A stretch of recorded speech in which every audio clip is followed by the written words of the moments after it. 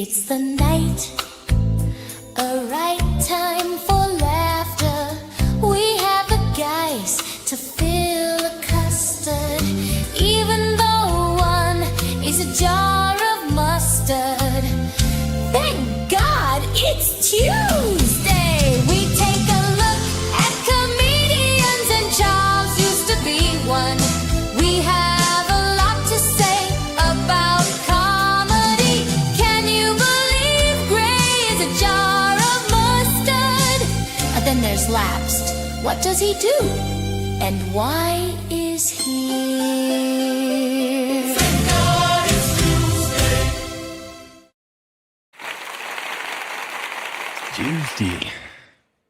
That's right. One day we will find out why is here. But for now, welcome to TGIT. I am Gray Poupée, a joke junkie and a comedy super fan, if you will. But I am more than that. I'm a punchline protector.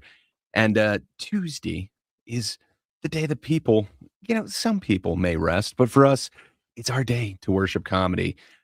Like, subscribe, ring that bell, and stay faithful every Tuesday, because Tuesday is now the best day for comedy. The man in the box to my right is Charles. YouTube at WILIscredia. As far as comedy is concerned, Charles is a battle-hardened bit builder, back and testing the tides of comedy. How's it going, Charles? Can you get any more alliteration in there, please? I'm trying, man. I needed one more B word, but Bit builder from Boston. I was like, I could have gone Battleborn, I suppose. Yeah. How's it going, sir? It's going. Thank you to those of you who wish me a happy birthday. We're halfway between myself and Lapsed's birthdays. Oh, and birthday boy in there. So many bees. Oh, yeah. Even two more words with bees. I think it's getting bad that when I watch the intro that like I am very much a part of, I'm trying to figure out like Rick and Morty completely separate episodes, which we could just focus on. Like I want the mustard argument in the kitchen. I want that to be a 25-minute episode where it's just explaining what that argument was about. Oh, I can't wait until we do expand upon the lore. I'm really looking forward to that. But the man who helps us expand upon the lore, he is the final pillar in our trio. As always, it is Lapsed. YouTube at the Lapsed Comic Fan. Lapsed is a laugh-loving, open mic marinated man without fear unless it's leg day. How's it going, Lapsed?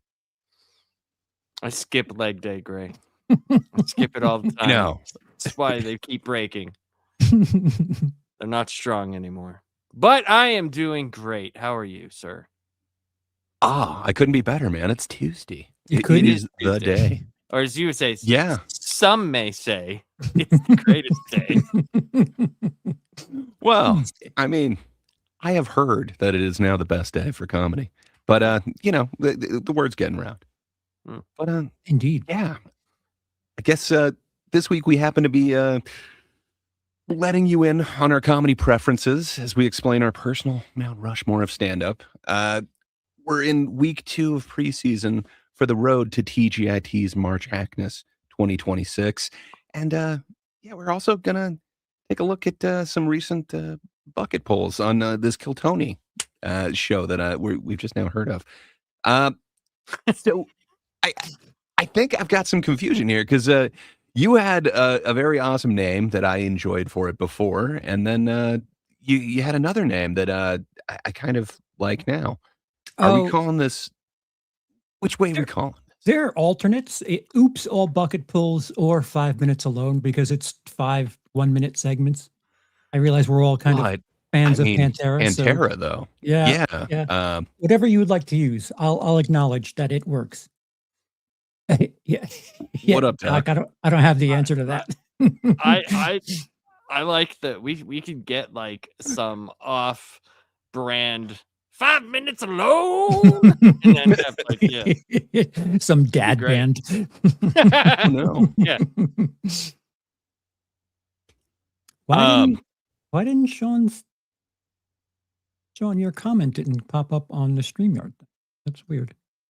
Oh, interesting. I don't know. Stand-up comedian's lesson in life after watching King of Staten Island. Don't let Bill Burr sleep with your mom. I'd let him. I'd I love him. mean, yeah. It's weird. We Depends didn't see it on this on- side. It Sean. just depends on if he wants to be my new dad or not. You know, like that's quite you know, a big thing for me. Well, I do appreciate the look maxing that you did for all of us on the thumbnail there. It is Well, pretty I awesome. didn't know we looked like Adonis. No, we don't look realistic. Is the most polite way of putting it. Hey, I mean- you only see as on me as a flannel. I look very realistic. That is my face. Oh, sure. Well, I appreciate it, but yeah, it's not exactly real. But hey, whatever. We're dealing in the world of heightened reality anyway. So, damn it, Doc is saying false advertising. The story of my life. Mm. I am false advertising. You never get what you pay for with me.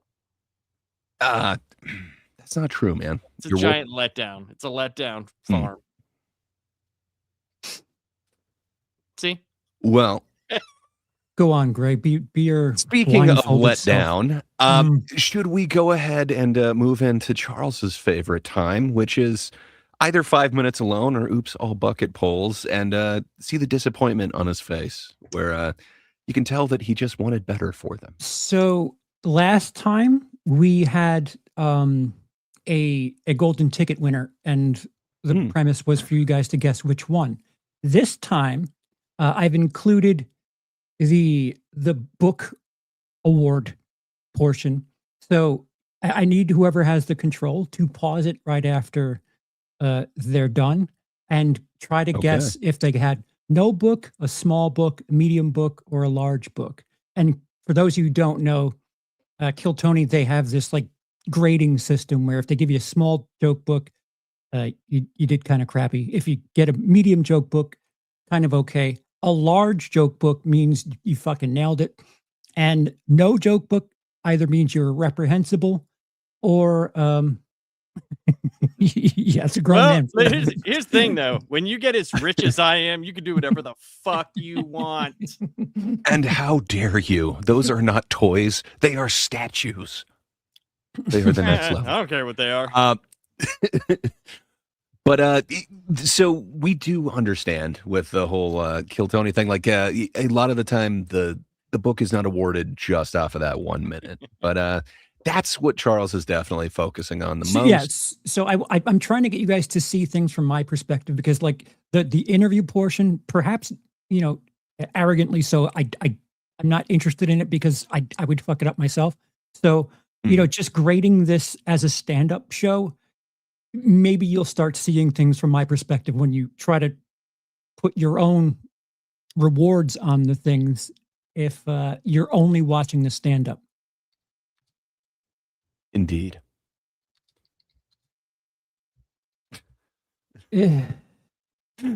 That's really funny. Okay, well, let's get right into it then. So, Gray, have you watched these? Or are you playing along? Okay, so I'm going in completely blind. no on book, this small one. book, Go medium book, large book. Remember that. Okay, books. Gentlemen, your first bucket pull of the night is Sancho Pancho Villa with an uninterrupted minute. Hey, who's that? You know the guy. No. What's going on? Hell yeah. So even though I'm 5'1", I am into taller women. And so that can be hard. So I got these shoes that make me 5'3". Don't believe me, we'll call this mic stand 5'3". And now we're at 5'1". But even with the shoes, like tall women are still hard to hit on. Like I was hit on this one super tall girl. She was like 5'5". And she looks down at me and she's like, "Boy, you're so short, you would have to go up on me in the bedroom." I'm like, that's a weird way to ask if I keep a stepladder in my trunk. I'm like, "Girl, what do you think I'm wearing this shirt for? Like, I'm trying to eat my way to your heart." You know what I'm saying? But on the same Who's wearing note, that shirt? I hate tall dudes who use the short urinal in the men's restroom. Because, like, now I'm over here having a tippy toe, fucking putting my chimichanga on the over the rim. Like, how am I going to explain to a girl that I got crabs from a men's restroom? Like, it doesn't work like that. Hey, I'm Sancho Pancho Villa. Thank you. That's my time. Yeah. So there's a lot of I don't know what you want to call it, like street jokes, that whole like, okay, you're short, so instead of going down, you go up on a lady. Um, I mean, he brought the stepladder into it. I guess that's kind of building on it, but It needs work still, though. Like yeah. it's weird. When referencing a taller woman, he could just say women. Any woman is a taller woman. Yeah. Like there's a decent enough premise, although it's not really that fresh. Laps, you look like you're No. suffering. What are your thoughts? I mean, he definitely was trying. He was definitely trying. That's Mhm. you got to give him the old E for effort. What was it Yeah. funny? Not really. No. I'd agree with There that. were jokes though, but I mean, compared to a lot of people that come on this and are, it's just horrible. It's just fucking terrible. At least at least he had some sort of jokes. But I agree with Renato. It lacks a conclusion. Well, Charles, as a I don't know, what would you call it, seasoned pro, I don't know, man. What would you have to say on this? It just seems so half constructed. I mean, like there is the whole bit where he's wearing lifts. I mean, it does take away 2 inches. Okay, but I don't know. It needs doesn't work. seem like there's anything special with It's that. it's not abysmal, but it needs work. No, but it's kind of like a prop joke, but at the same time, it's not exactly like he has a punchline to the bit. It's just, here you go. I'm shorter without these. Yeah. There has to be something there. I Yeah, don't know. it just needs more time in the oven, is what I would say. You think so? I think I would be abandoning all of this bit. Like, there's got to be something there about shortness, but I don't see anything worth like trying to save or put back in the oven with this one. Yeah, you said this guy was on before, right? So this is his second time, or at least his second time on this show. Yeah, I know I've seen him at least one other time. So I really hope everything about his stand-up presence isn't I'm short, because wouldn't you call that hacky? Yeah.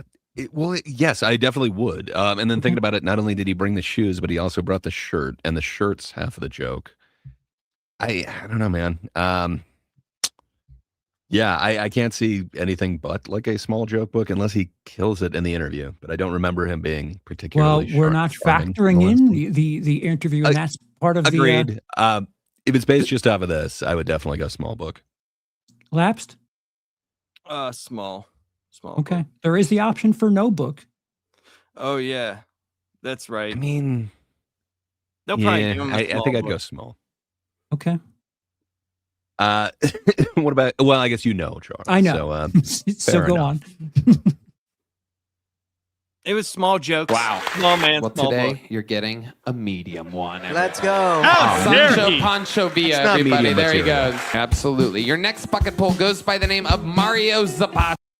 Oh my. I mean, I guess I don't hate that he got a medium, but that does not seem like it's Yeah, medium well, worthy to me. I hope he killed the interview. like Lapsed said, to continue the theme, give him a small book, because his material was all small shit. So I mean, that is funnier than most of that dude's well, actual set. any of them would have to be funny. So that's also something that they struggle with. yeah, Yeah. there's still a lot that I'm trying to figure out with That's this terrible. show, and people just trying to, like pick up where they left off. Like it was very clearly this guy's like, anyway, so where was I? Dude, Oh, you're still no. watching. Oh my god, no! We're not. The only cringe. thing more cringe would be watching this and cringing, and then feeling like you need to comment about the cringe. Yeah, I like it. His name is Mr. Creased. 6,000. There were I mean- 5,000 other ones.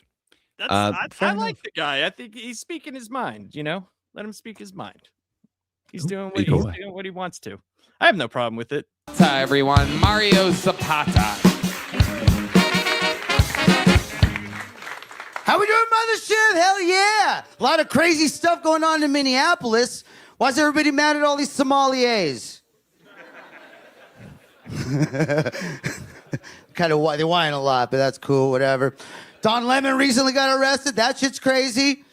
Just goes to show you, when life gives you lemons, get legal aid. I don't know what he did, but whatever. All right, buckle in, guys. What is the difference between a Jewish person and an undercover cop? You may never know you were talking to a cop. Thank you. All right, guys. I think the reason the word retarded is such an offensive word is because so many people are. You can see it everywhere. I saw a school that said, get your MS in business. And I'm like, who wants to run a board meeting with multiple sclerosis? Can you imagine? I mean, I don't Imagine mind- standing. I don't thought think he was done. I think he's got like one more tag to this. I apologize. The cat had How already dare gone. you? His big closer, and you're stepping all over it. yeah, dude. In I front mean, of everybody going, this company is built on a solid foundation.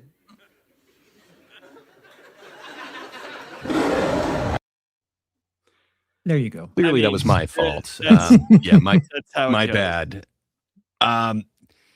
I mean, he had 2 wordplay jokes at the beginning. I didn't think those were horrible, but they got nothing from the crowd. Then he went kind of topical. I guess the second wordplay one, the lemon legal aid. Dude, he's like a cartoon of what I would, hi.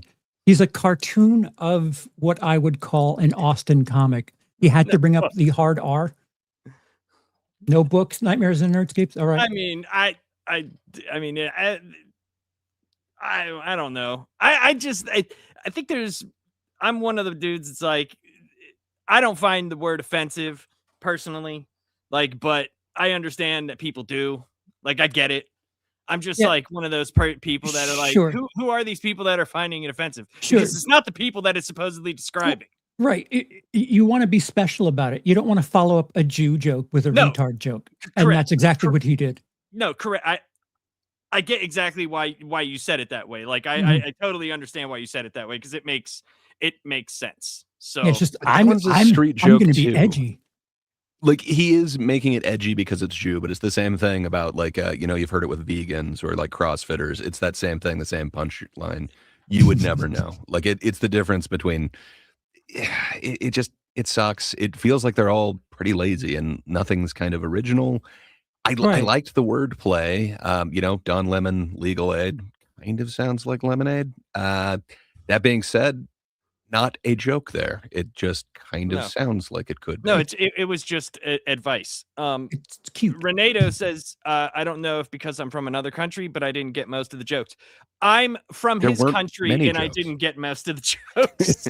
So it was just bad. Like Nightmares and Nerdscape says, it wasn't good. It wasn't good. For sure. I don't Especially, remember the like- first wordplay bit, but that seemed to be my favorite part of this entire set, and I forgot it now. Especially when you're laughing. At your Sommelier. own- yeah. why is that's everybody- right. Instead of Yeah. Somali pirates. Yeah. Yeah, which is kind of fun. And then he had a little tag to it, like they're always whining. He could still be thinking of sommeliers, but Ugh. Right. yeah, Like, from look, there it's swiftly downhill for me. But do you know like how we always talk about with these bucket pulls and like the know your audience type shit? Like, is that the Yeah. line you come out with to this crowd? Because the only one who I think would know what a sommelier is fucking Tony Hinchcliffe. I was That's a gonna very say good point. Tony knows his sommelier humor. I'm sure he's into it. That's what I'm saying. So like, it just, yeah, I don't know, man. It didn't obviously. We do this for fun because most of this is awful and we know it's awful. But I don't know, man. I would have to. They gave that guy a medium joke book, so I don't know, but okay. I mean, okay. Well, I just figured Nightmare and Nerdscape says, to be fair, it's alcohol related laugh, so it feels like the right crowd. I'm just saying the word sommelier. Usually, you look at that as like in a fancy restaurant, not someone that just drinks. Because I've worked in restaurants like I worked in a Michelin star accredited restaurant. Now I was a dishwasher because my brother-in-law was a chef, but like they had But you were a sommelier. Michelin dishwasher, and I will say nobody washed dishes Michelin like you guys. washer. More like a mishwasher. So Ah. it felt like right. That's what he said. Says there's a big difference between Cabernet and Coors Light, though, and that's kind of what I'm saying. Is that the highbrow crowd that's like, oh, imagine the sommelier. But speaking of know your audience, who's going to enjoy a retard joke and a sommelier joke in the same set? Like it does feel like you're kind of going for two different audiences. I don't know. That's kind of what I'm saying. Like he went for that, but he also did the other stuff that he does that, it's like, oh, I'm drowning. Oh, wait, I'm going to say retard. They like that word. Yeah. I don't know. Yeah. Maybe I'm wrong. I'm very open to that interpretation. If you were to ask me to point to a cartoon version of a 1 minute set, I would say this. If only in the material, this represents what I feel like someone. Hey, I know jokes about Jews and retards. Let me go up and do this in the Kill Tony crowd. And I think the Kill Tony, I don't know, show gets a bad rap for stuff like this because people aren't understanding what really is going on with the show as much as I don't really understand. I don't think it's fair to just be like, yeah, I'll just do my edgiest material in my 1 minute. Well, I know we're not focusing on it. This is the Pantera session, just 5 minutes alone. But maybe there's a way that, like, you don't really prepare for this, but you prepare for the interview. It seems like a few kind of characters have done that, and it worked to their success. But Greg, yeah, I got a if you want to feeling do an interview section, that's one thing. But this is 5 minutes alone. Oops, all bucketfuls. We're judging the comedy, sir. We're doing the Pantera thing. I hear you. Maybe he spent time on the interview, but I highly doubt it if this is what he prepared for that minute. I can't see anything above like a small one. As the crowd was saying, I could see 0 book on this, but I think it's the beginning of the show. He's probably still feeling a bit generous. There's a bit of wordplay. I'd go small book. Lapsed? Small book. Okay, before you push play, I don't have it in the video. Golden ticket winner. No, guess how long he's been doing comedy. Oh, it's got to be something like 15 years, 20 years. Yeah, if you're asking, I'm guessing it's over a decade at this point. If you're going 15, 20, I'll go 11 years. 11 sounds like a good number. I think technically it's 12. He says 6 doing comedy, 6 doing music comedy. So my first guess was right, 12 years. Yeah. That's terrible. Wow. Yeah, this doesn't feel like somebody who's been in it that long. Like you think those wordplay jokes would kind of be, you think he would have them worked out because they're not quite jokes. I guess the sommelier thing, it kind of worked for me. To be fair, it got to no him, chuckle from the crowd, and I don't think you guys enjoyed it nearly as much. To be fair to him, how do you prep a 1 minute set? Like you don't. You don't. I mean, you get 3 jokes that work. Fair enough. I don't know. All right, you guys guessed Smalls. Let's see. Did he kill it in the interview? Does he get a big one? All right, Mario Thank you. Zapatas. Yeah, it was good, Mario. You know what? I'll give you a big joke, but there you go. I appreciate that. Did you get one last time? No. Okay, there you go. It goes by the name of Robert. So we have proof that this show has nothing to do with the material. This show has absolutely nothing to do with joke telling or being a comedian. It's how well and how stupid your messed up life is. Thus, that is what it is. You understand my confusion with this show. Yeah. I have been lazy. I still need to grab the ones where their minute kills and then they just fuck up the interview. And you would think that they would do so much better on this just because, that 1 minute it killed. But yeah, you can have a counter to this section. You can have the. I will. It will guess be how good their stand-up is. I'm fine with that. But yeah, man, he must have killed it in that interview because he said good job. We heard that same 1 minute set. I think they nobody was saying good job to that. I think they started a song number and Dr. Phil got involved, and it kind of got saved by Dr. Phil, if I do say so. But Was he like, your jokes ain't good? You gotta do better jokes. Just like, He keeps plugging his I book. gotta say, Adam Ray kind of kills it as Dr. Phil. I think he's retiring him. I think he's doing like 2 more performances or something like that, and then he's not doing it anymore. But he's better than you'd think. If you haven't watched a full one of him, no, I've seen him. I've seen his Okay. Dr. Phil. Next. but yeah, it's along that same line, and then we'll be right back. Hey, But yeah, good times. Okay, what's up, fourth hey. Jordan down? How you doing? Robert Carroll. Here we go. Robert Carroll. Okay. This looks like a new face. Make some noise for Robert Carroll, everybody. Doesn't seem to fit in. Fucking A, kill Tony. Wonderful. So, I'm on Shrooms. I got to lead with that. Sorry. What are the odds? This is my second time I sign up. There's no way they're fucking picking me. I'm shrooming pretty hard. So give me a little benefit, okay? So I get stuck here for the ice. I'm staying at a goddamn hotel. Very nice hotel. But, you know, how many times can a 60-year-old man jerk off in one afternoon? 38. The answer's 38. 69 would have been funnier, but it's really 38. So the mushrooms thing, anybody do psilocybin? But goddamn, it's bright. Oh, yeah, anybody shrooming tonight? Whoop, whoop. Well, I am. Well, that was a bad idea. It's going to turn out fine, I'm sure. So I talked to all these young people, and I'm like, psilocybin's legal now. And yeah, they're like, oh, that's so cute. Are you microdosing? And I'm like, no, I don't know. What the fuck is a microdose? Is 7 grams a microdose? Go, yes. I guess I'm microdosing. Anyway, I'm Robert Carroll. Thank y'all. You gotta love a guy who 50 seconds in says it's gonna turn out just fine. I've kept. Sorry. I didn't want to cut anything off, so I'm sorry, man. I was too jumpy on the pause.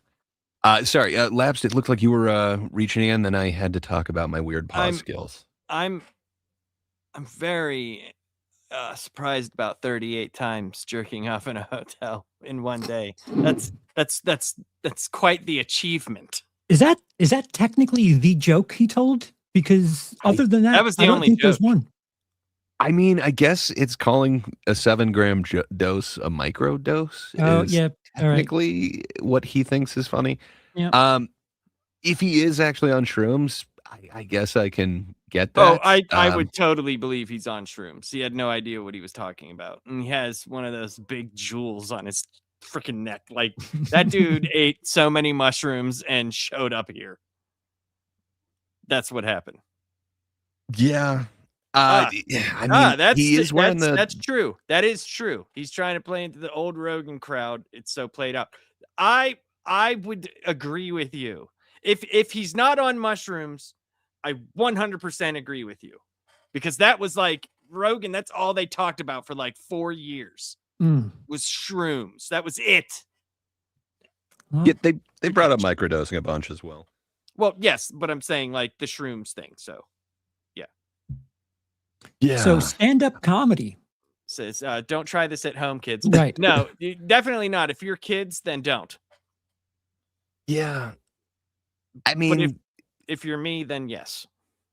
I got no issue with the shrooms, and I've actually heard quite a few funny shroom jokes. I just don't know that there was any there. I don't know. Maybe you could try and go like, I don't know. Even then, it doesn't seem to make sense. There is kind of the classic hero dose. Maybe there's something you could go from microdose to hero dose and have some sort of punchline there. But man, I just don't understand what's supposed to be funny of like, no, I took a decent amount of shrooms, not a microdose. Well, it's because he's on mushrooms. He doesn't know what the fuck's going on. Well, thank God we're experiencing that then, huh? Yes. Pretty fucking Yeah. selfish to do mushrooms and then try to do a stand-up set. Well, he has confidence, though. He's sure it's probably going to turn out okay. Well, he's So, not I going to be mean- affected by his absolute failure because he's the one who's high off his ass, and we get to listen to someone who's covered in turquoise.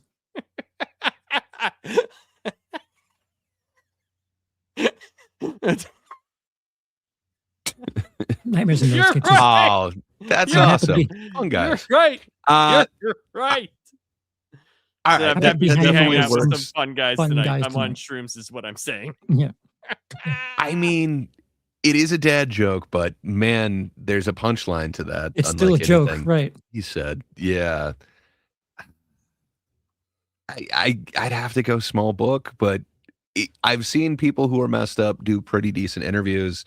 If it's off the set alone, I'd say small book. I don't think he's Mhm. even given out a small book yet. I have to go medium book or Medium it just- off of that? no, not off. It's not that, even because two that's not- jokes, that's man. He not just even- like that's talks shit not on even- microdosing. But that's not even what happens. I have to think. What did he say in the interview? My work here is done. Like, is this the show makes no sense. Okay, Mhm. well, there is zero shot that he's getting a big joke book. So, Nightmares and Nerdscape saying no book. I'm saying small book. Lapses go medium. I'm I think saying we got all the gamut the covered. The books. only way we lose is if he gets every book and a large book. Well, Okay. Drum roll. Let's see how this turns out. You up here way too long. Well, thank you for putting up with me. Goddamn, it snuck in and you didn't torture me. The crowd was great. I am going to do Wait, something. Yeah. Write a set. Write jokes sometime, and then you'll be back on, and then we'll know something about you. Small book. That was small, not tiny, right? Because he has another one that's like the size of a chiclet that every once in a while he kind of gives out as a joke. But No, small. It was small. micro book, because Wait, that would make that's the sense. You know, he's got the micro dosing thing. Why not go micro book? But fair enough. I think deserved. It didn't seem like his interview went too long. Like they Hate all of this. By the way, I hate this. Mhm. you hate book talk. Mhm. It's okay, no, man. It's not, no, not that. I like the segment. It's just like it's just so randomly stupid. And again, this is just getting you into my mind. Anytime Gray's like, "What do you think?" and I'm like, "Fuck you." That's what I think. Oh, that's funny. Well, fair enough. That kind of makes sense. Okay, next poll. Make some noise for your next bucket pool, everybody. It's Tariq Morales. Okay. Nice. He looks funny. Hell yeah. You guys remember when driving a Tesla made you a Nazi? I miss those days. I like being called a different type of N-word. Which is ironic. I'm from Idaho. That place is full of N-words. I had to go out and buy myself a Tesla Model Third Reich. That's what I drive now. See, this joke is only fun and silly if you can remember that the N-word means Nazi, right? So anyway, I see this group of filthy fucking N-words coming down the sidewalk. And they were headed right towards me because I was screaming out, "N-word lives don't matter." Yeah, I hate black people. But not as much as I hate those blonde-haired, blue-eyed N-words. Thank you. Yeah, that was the whole... Okay, 50 seconds from Yeah. There you go. Tariq. Yeah. Well, he gave up on it too. When he walked out, it felt like he had some confidence. I thought like, okay, this dude seems comfortable when he grabbed the mic. I thought, okay, this is going to be funny. Unlike the feeling that I got from the last guy who came out, where it was just, this guy doesn't seem like he's in the right spot right here. But I don't know. It felt like he was going to be. And yeah, man. It's weird because it feels super dated, his material, yet it can't be from that long. Like, there's no way that he's been doing it that long, but does this hit where he's coming from, or I don't know. This is me. I have not performed since before COVID. I don't know if topical fucking Tesla jokes, Nazi stuff, like would that work today? Like would any set work where you're like, hey, you guys remember a few years ago when this happened? Anyway, let's get into, like, I don't know. I don't feel like that's the best way to start your minute. And then, Right. in the middle of it, he's like, well, this works better if you remember what the N word means. It's kind of strange, man. I don't know. It felt like he was giving exposition for his comedy, which is kind of strange. Yeah. I guess I would ideally want it in the setup. Lapsed? Lapsed, your brand I of mean- comedy here? No, but at least there were jokes. I mean, Yeah. they weren't good. There was jokes. I mean, he could do something with it, Yeah. but eh, I don't know, Wait. man. Off the material, like I thought he was the only person with material. Right. He paused long, and it makes me feel like it's strong somewhere that he's done it. I feel like That's he's what I done was it material wondering, too. before, and it's gotten a strong laugh, which is, man, I need to work out in that club because Jesus. Or he Seems like paused that was what he 'cause was waiting didn't really for. know what he was doing.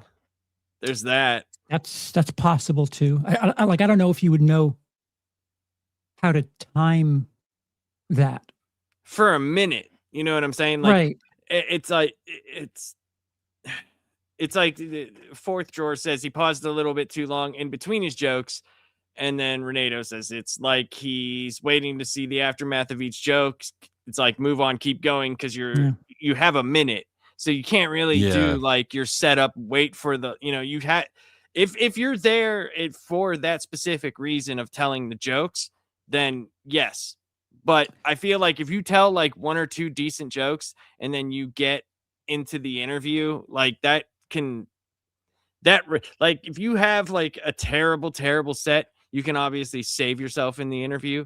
But if you Right. do both, then I feel like that's just that's unheard of. His But timing could be absolutely upside down too. Like I've discussed this before, where you go on stage thinking you have 15 minutes, and then you're out of material after a minute.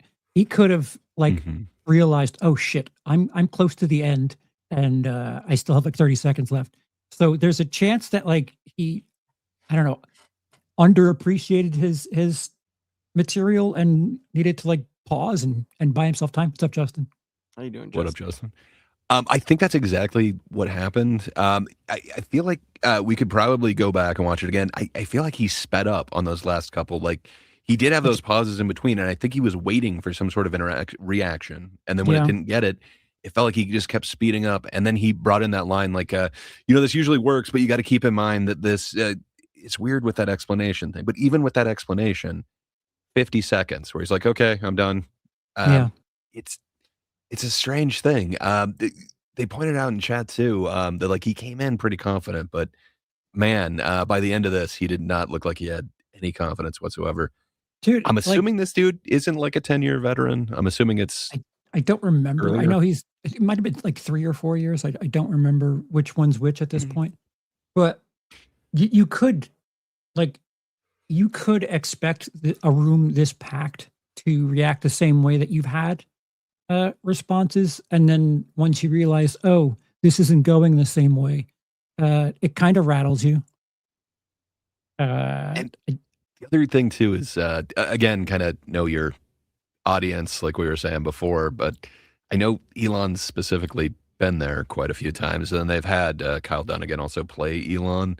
It is kind of an interesting thing to go after this kind of. I don't know, when was that? A few years ago when they were kind of going after Tesla and saying like, well, I guess it would have been less than a year. I guess everything just happens way too fast now. Anyway, it still doesn't feel topical, and like he has to remind the audience again, this thing happened before. Keep that in mind when I tell you this. Not the best way to go into a joke. There has to be a way to kind of make you aware of it with the setup. But it's like you're playing the Austin crowd both ways. Like, I'm going to say N-word, but remember, I don't mean the N-word you're thinking of. It's like Hellhound makes a very good observation, because that's where I've heard this stuff. He said his crap's been said by every TikToker, YouTuber.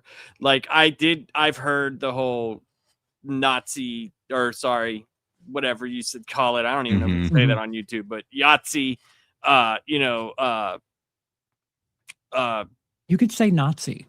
Okay, I didn't know if I could. It's the other N word you're not supposed to say. You can't say. What's the Tesla joke? I've heard that many times before on TikTok. I've heard it quite a few times.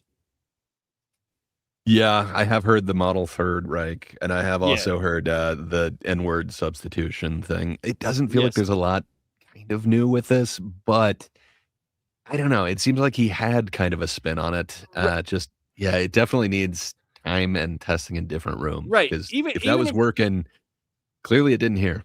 Even if you do say you're doing that material, it's still like you have to have it put in a way that it's funny. It's like it's kind of like, you know, the guys that could just kind of stand there and they're just like, okay, so by the way, you remember this and then this and then that, you know, and you're just like, oh, okay. You're just telling me things now. You're not like making it funny. And it's, I don't know if that type of disposition is good for those type of jokes. Yeah. It seemed like maybe more over the top personality would be that type of thing. Maybe I don't know.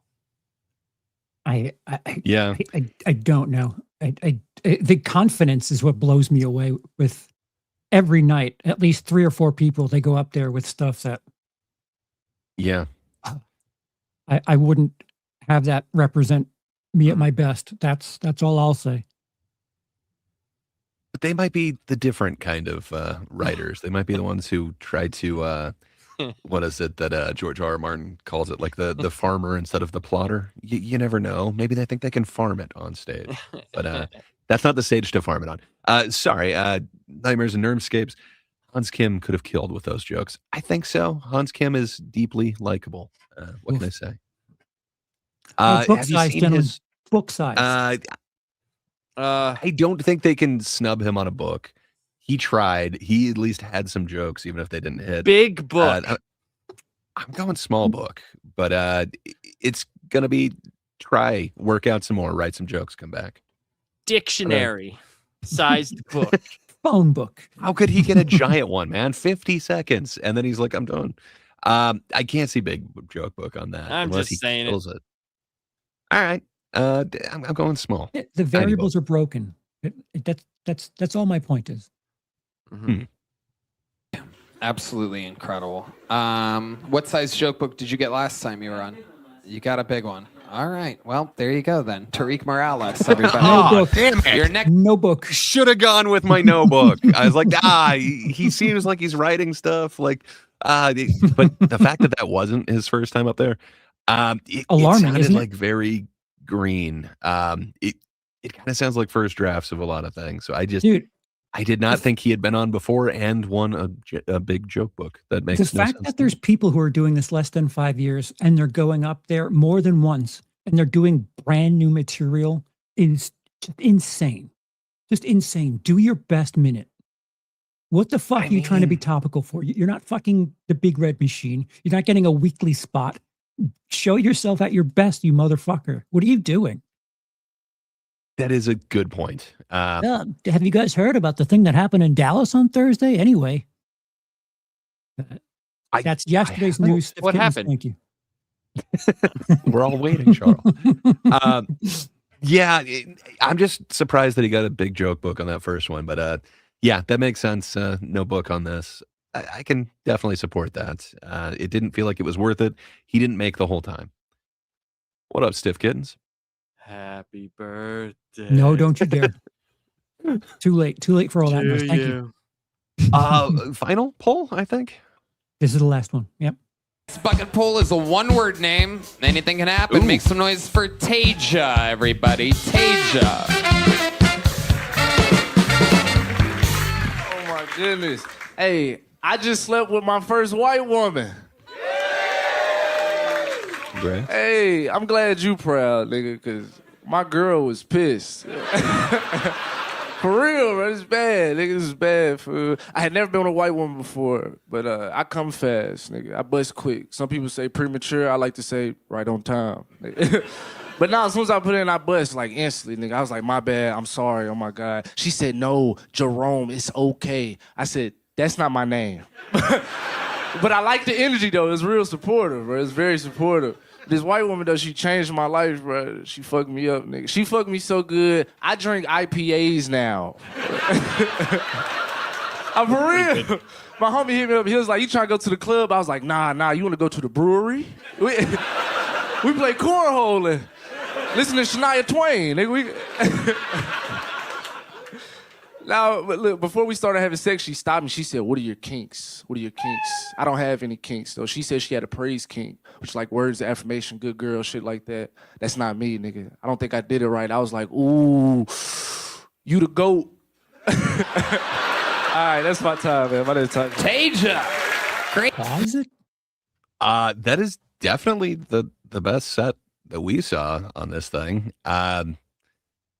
I would I agree. mean, it's a little hacky. I feel like, I've heard the Shania Twain thing quite a few different times. That being said, man, it made me chuckle a few different times. I wasn't expecting the quick turn of the, yeah, my girl didn't appreciate it. That kinda got Congratulations me. for someone who is visibly asleep on stage to continue doing stand up there. I thought you were talking about me. Very, fair enough. very I was going to say high. I can bring up the energy, man. Yeah, Not you. no, but I He was kind like, of dig his presence though. I think I'd give him a big book, man. For me, hell yeah. I think we actually saw some comedy now. I'm guessing this guy has been doing it for a few years. I agree with Renato. Not a high bar, but he was the best one by far. I He was agree. the best one, and he Book, got a lot of yeah. it out very quickly. He got Yeah, it he out seemed really comfortable quick. in that minute So- too. So he knew that people were gonna laugh. So like he gave a tiny bit of in between jokes, but he had a whole bunch of material. Wow. Nightmares and Nerdscapes. Being a little stingy with the book, saying small book on that one. Fair enough. You got to understand the book is relative. If the bucket pulls have been shit, you got to motivate them somehow. But Well, I don't we're know. You supposed to got be 2 only chuckles doing out of this me. only off of the material. So that's what we're supposed to be doing. Mm-hmm. So off Fair of the enough. material compared to everybody else, big book. Mm-hmm. Yeah, Yeah, But the trick of the show is the books don't get rewarded on the Correct. material; they get That- rewarded on this weird shit. right. That's the whole, and that's where it came from. Because Mhm. I remember when we first started watching this with you, and you were just confused as all hell. So, and I understand that. So off of the material, big book. Off of the possible interview, who knows? He might have offended white people. Who fucking knows? Dr. Yeah, Phil looks satisfied. Mm. I think he enjoyed himself. It again is kind of going into that close to familiar territory where it kind of feels like you've heard these jokes before, but it's a little bit of a twist on it, man. Good one. A decent sized book. I would give him a big book. Okay. This show's out of control. Did you get a big joke book last time? No. Well, you're getting one tonight, Ty J. There you go, buddy. Hey! Fair enough. There it is. I don't hate it. Okay, fair enough. I didn't keep score on this. I feel like I got 2 of them correct. I got there were 1. 5, right? That's not good odds. That's like 20% and 40%. I think the audience did better. I think Nightmares and Nerdscapes called it out a couple times at least. I don't know, man. How did you do? Would you have awarded the books accordingly, or would you have gone harsher, Charles? Oh, it's not fair to ask me because I technically saw them twice, but I'm still kind of. Did they get I've- better? I've got Tweety birds around my head after like experiencing like wait, what? No book, large book, small book. I don't know. I feel like of the 5 we selected, the person who received a large book deserved it. At least the guy at the end had the strongest material. He seemed most comfortable with his stuff. But other than that, there's some things going on there where this book giving grading system, it hurts. It hurts my brain. They do have some different symbols on them and stuff. Hopefully he got one that suits him. But yeah, I guess I don't know. I feel a couple of different ways about it because also at the end of the shows he just kind of throws the books into the audience, which it's awesome, I guess. If you're there in the audience, you got a souvenir, but it kind of Mhm. lessens those big books. I don't know. I guess I'd Yeah. like them to be real trophies, but it feels like, you just do something clever, you dance a little bit in the actual interview, and you can get that big book. I don't know. It would be kind of nice if it was based off of your stand up, but fair enough. They're looking for a show, a performance, not necessarily just that 1 minute. Yeah. Justin says a lot of this Austin stuff is too braggy. I feel like you would eat shit if you did that at a New York comedy club. I don't understand what that means. Like, you saying if there was a show, like there is an element to this show that is very. It's a bunch of different things, and I think that's what my issue with it is. It's not a strictly stand up comedy show, and it's hard for me to like wrap my head around. Oh, they're having conversations and having this performative thing with characters, and that is it is very wrestling. The rewards and all of this other shit isn't really relevant. It's more just entertaining. So I don't know how you can compare it to New York because Well, I think saying like if he told those jokes there, it just wouldn't get over at all. it's too much about being hype, not funny or silly though. Yeah, there's an odd thing in Austin comedy that isn't self-deprecating. It's kind of this new wave thing where it's like, yeah, I'm a badass. Like okay, that's funny. Like, all right, fair enough. Yeah. Yep. I agree. Weird. I somehow opened a random window and everything went strange for a while. I'm back. So I realized that I had a blueprint and I completely skipped over something. There's a little something that we normally do to scientifically. Kind of. Yeah, I was I wishing don't you know skipped over that on purpose. I did not. I think there might be a theme that you recognize, but again, we had requests to know a little bit more about our preferences, and you guys seemed a little guarded. So I thought there has to be a better way to truly know your preferences. I just love how you word these things as if it's like the truth. What are you talking about? It's scientific, man. It's the only way. Guarded. A little bit. Exactly. Like when someone that was the describes me, feedback they're that I like- got. They're Is like, hey man, he doesn't like to tell you what he thinks. That's you seem to be playing it a little close to your vest. Is all. That's the word on the street. But say lapsed. Yes. I'm going to ask you to blindly rank 1 through 5 without knowing what's coming next. Just rank which comedian is your favorite. Okay. Okay. Jim Gaffigan. 4? 4. Okay. Any particular reason you're going 4 with Gaffigan? Just because I don't know what's next, so it's always safe to play it in the middle numbers. Leave All right. yourself a little bit. Okay. Jim Florentine. I don't know who the hell that is. Oh, that's Wow. I know who that is. You don't know Special Yeah. Ed? Yeah, It's I Jim know Florentine, that. man. Yeah. He's from That Metal Show. Yeah, 5. 5. Okay. Jim Brewer. Oh, brother. God damn it. 3. 3. All right. Jim Jeffries. Shit. Oh, I figured it out. 2. Jim 2. Jim Carrey? Jim Norton. He is your number 1 pick. I stand by that. His material has gotten sharper as of yet. His last special, I agree with you. It was pretty damn good. Okay, Lapsed. I respect your decision. So, yeah, you're going Well, I mean, it was Florentine all- Gaffigan. It was all Science. true. It's all Science. scientific, Gray. It is scientific, and your answers, predictably, could not have been any other way.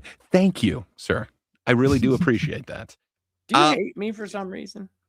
I don't, man. I just, what can I say? I have an idea of how you're going to answer this, so thank you. This does help us with future statistics. Say, Charles. Say. Sir, Yes. would you want to blindly rank 1 through 5 without knowing what's coming next? Now, may I ask favorite a question comedian? before he goes? Are these? Oh, gonna be all- sure. are these going to be all Clarences? Since I got the gems? No. Third Okay. time's a clearance. Come on. Yeah, you know the thing. There's only 3 clearances.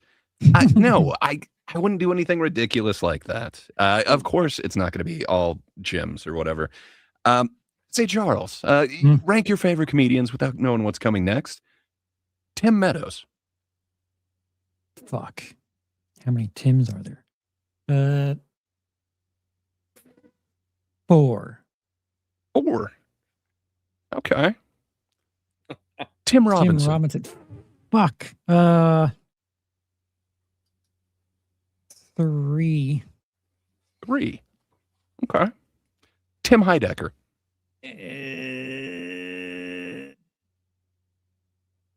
2. 2. Huh. Tim Dillon. Oh.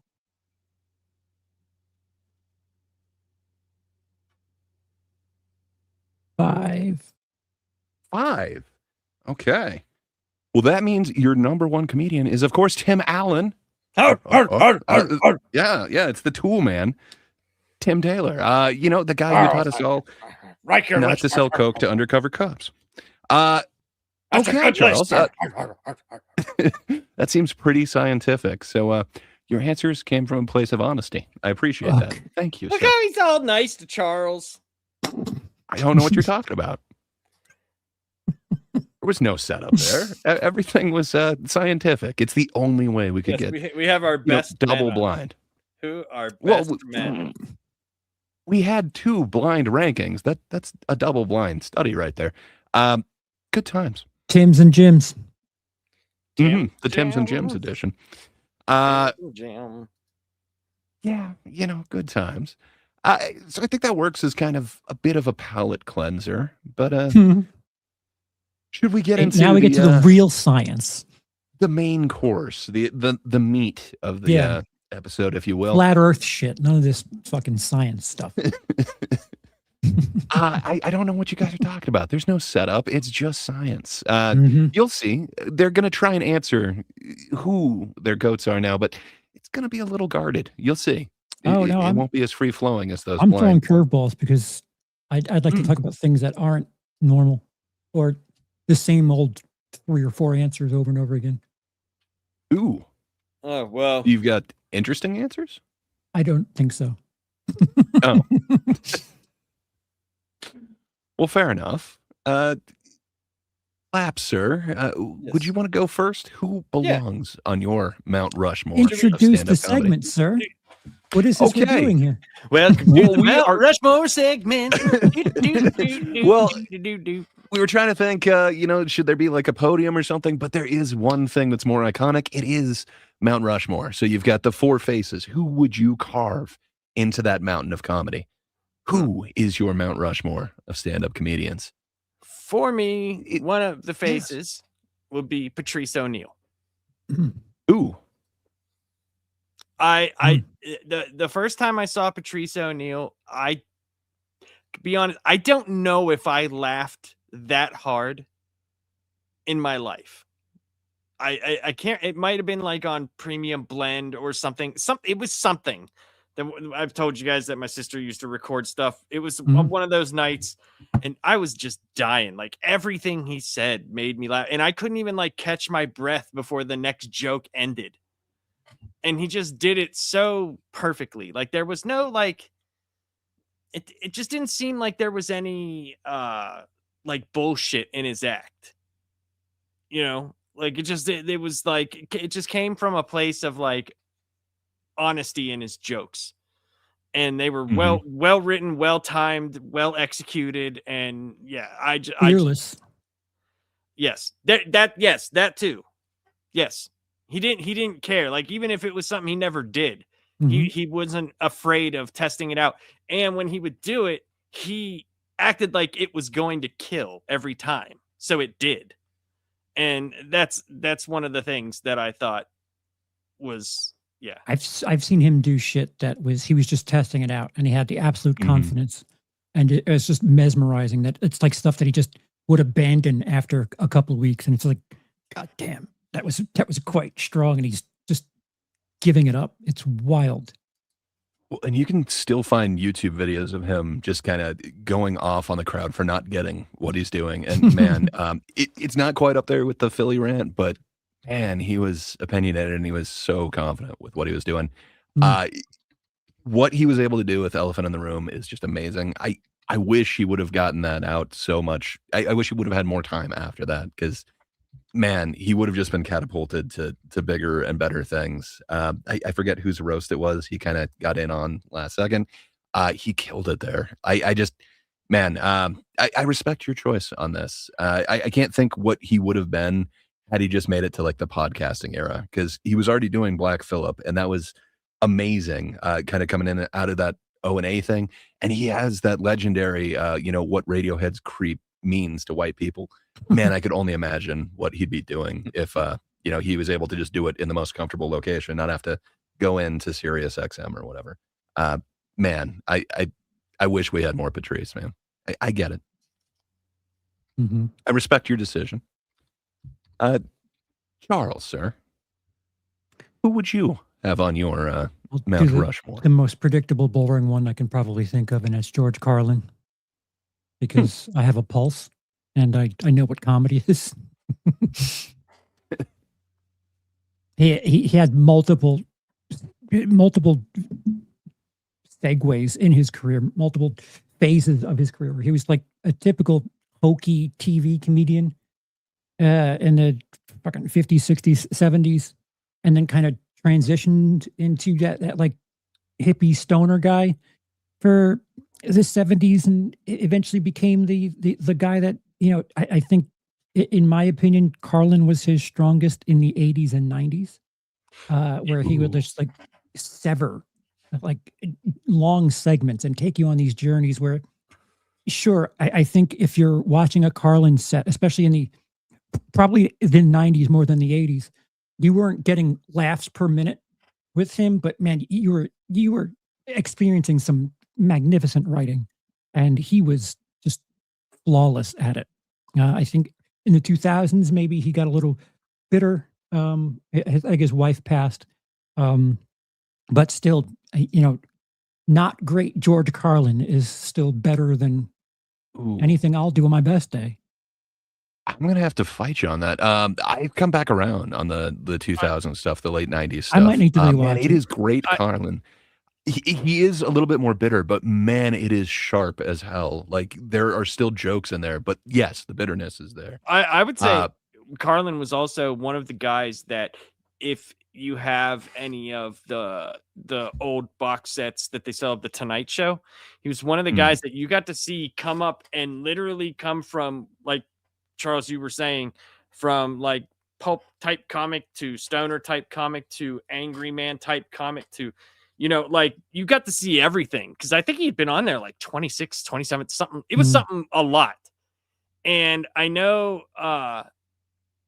it was one of the things, I think he was one of, now I could be wrong in this. I can't remember if it was him or somebody else, but there was one person that he, when Johnny would go away and he would have like the guest people who would host the show, like Carlin was not one of them, but I think now I could be wrong, because I remember hearing this, but I think he wanted to do it, but he never got a chance to do it, just because like he didn't know like if he could do it for a whole week or however long he was gone. But yeah, man, like another one of those guys that it's like those shows, those nighttime shows were huge. They were huge. Johnny could make or break a young comedian at that time. Yeah. And, Carlin would have made it regardless, because of his material was so strong. But the fact that he had that type of material and Carson still let him on, and he would still do clean jokes, as risque as he could, dude, but for that audience, the fact that he did squeaky clean material for the 60s and 70s and then pivoted and said, fuck it, I'm going to do this, stoner shit. Like, that is such a gamble. And it ended up working anyway. To the ponytail, man. Right. Like, that was crazy. Yeah. I love all the phases of him, though. Man, Carlin needs more respect. Even some of his books, like, it's weird that he had weird titles, like When Will Brain Jesus Bring Droppings? the Pork Chops? But or brain droppings, but man, I dig his work. See, when people compare Seinfeld to him, I think it's not very fair to Carlin. What's the because, deal with the comparison? Yeah, it's observational humor, like at its most simple, but It's like, yeah, it's not the same. no, it isn't, because It's Carlin not the same. did like a 20, this is like early 80s now. Carlin did a thing about stuff. Your house is a place where you keep stuff. And he would break it down to, you go on vacation and you bring a smaller box for your stuff. Like it was so like simple, but it was just so fucking effective that it was just there weren't laugh lines every single time, but like the more you'd think about it, the more like, wow, he fucking nailed what stuff is for us. And I don't know, it's not something that you laugh at right away, but it kind of sticks with you. Doggy bag humor. No. Yep. Then I found Carlin's $20. I heard amazing, it called that, but but I like it. I like it a lot, man. Yeah, I can't argue with that. Both of those names definitely crossed my. They're basically runners up. I have a list of like 6 people that I wanted on there. Neither of those made it to my Mount Rushmore.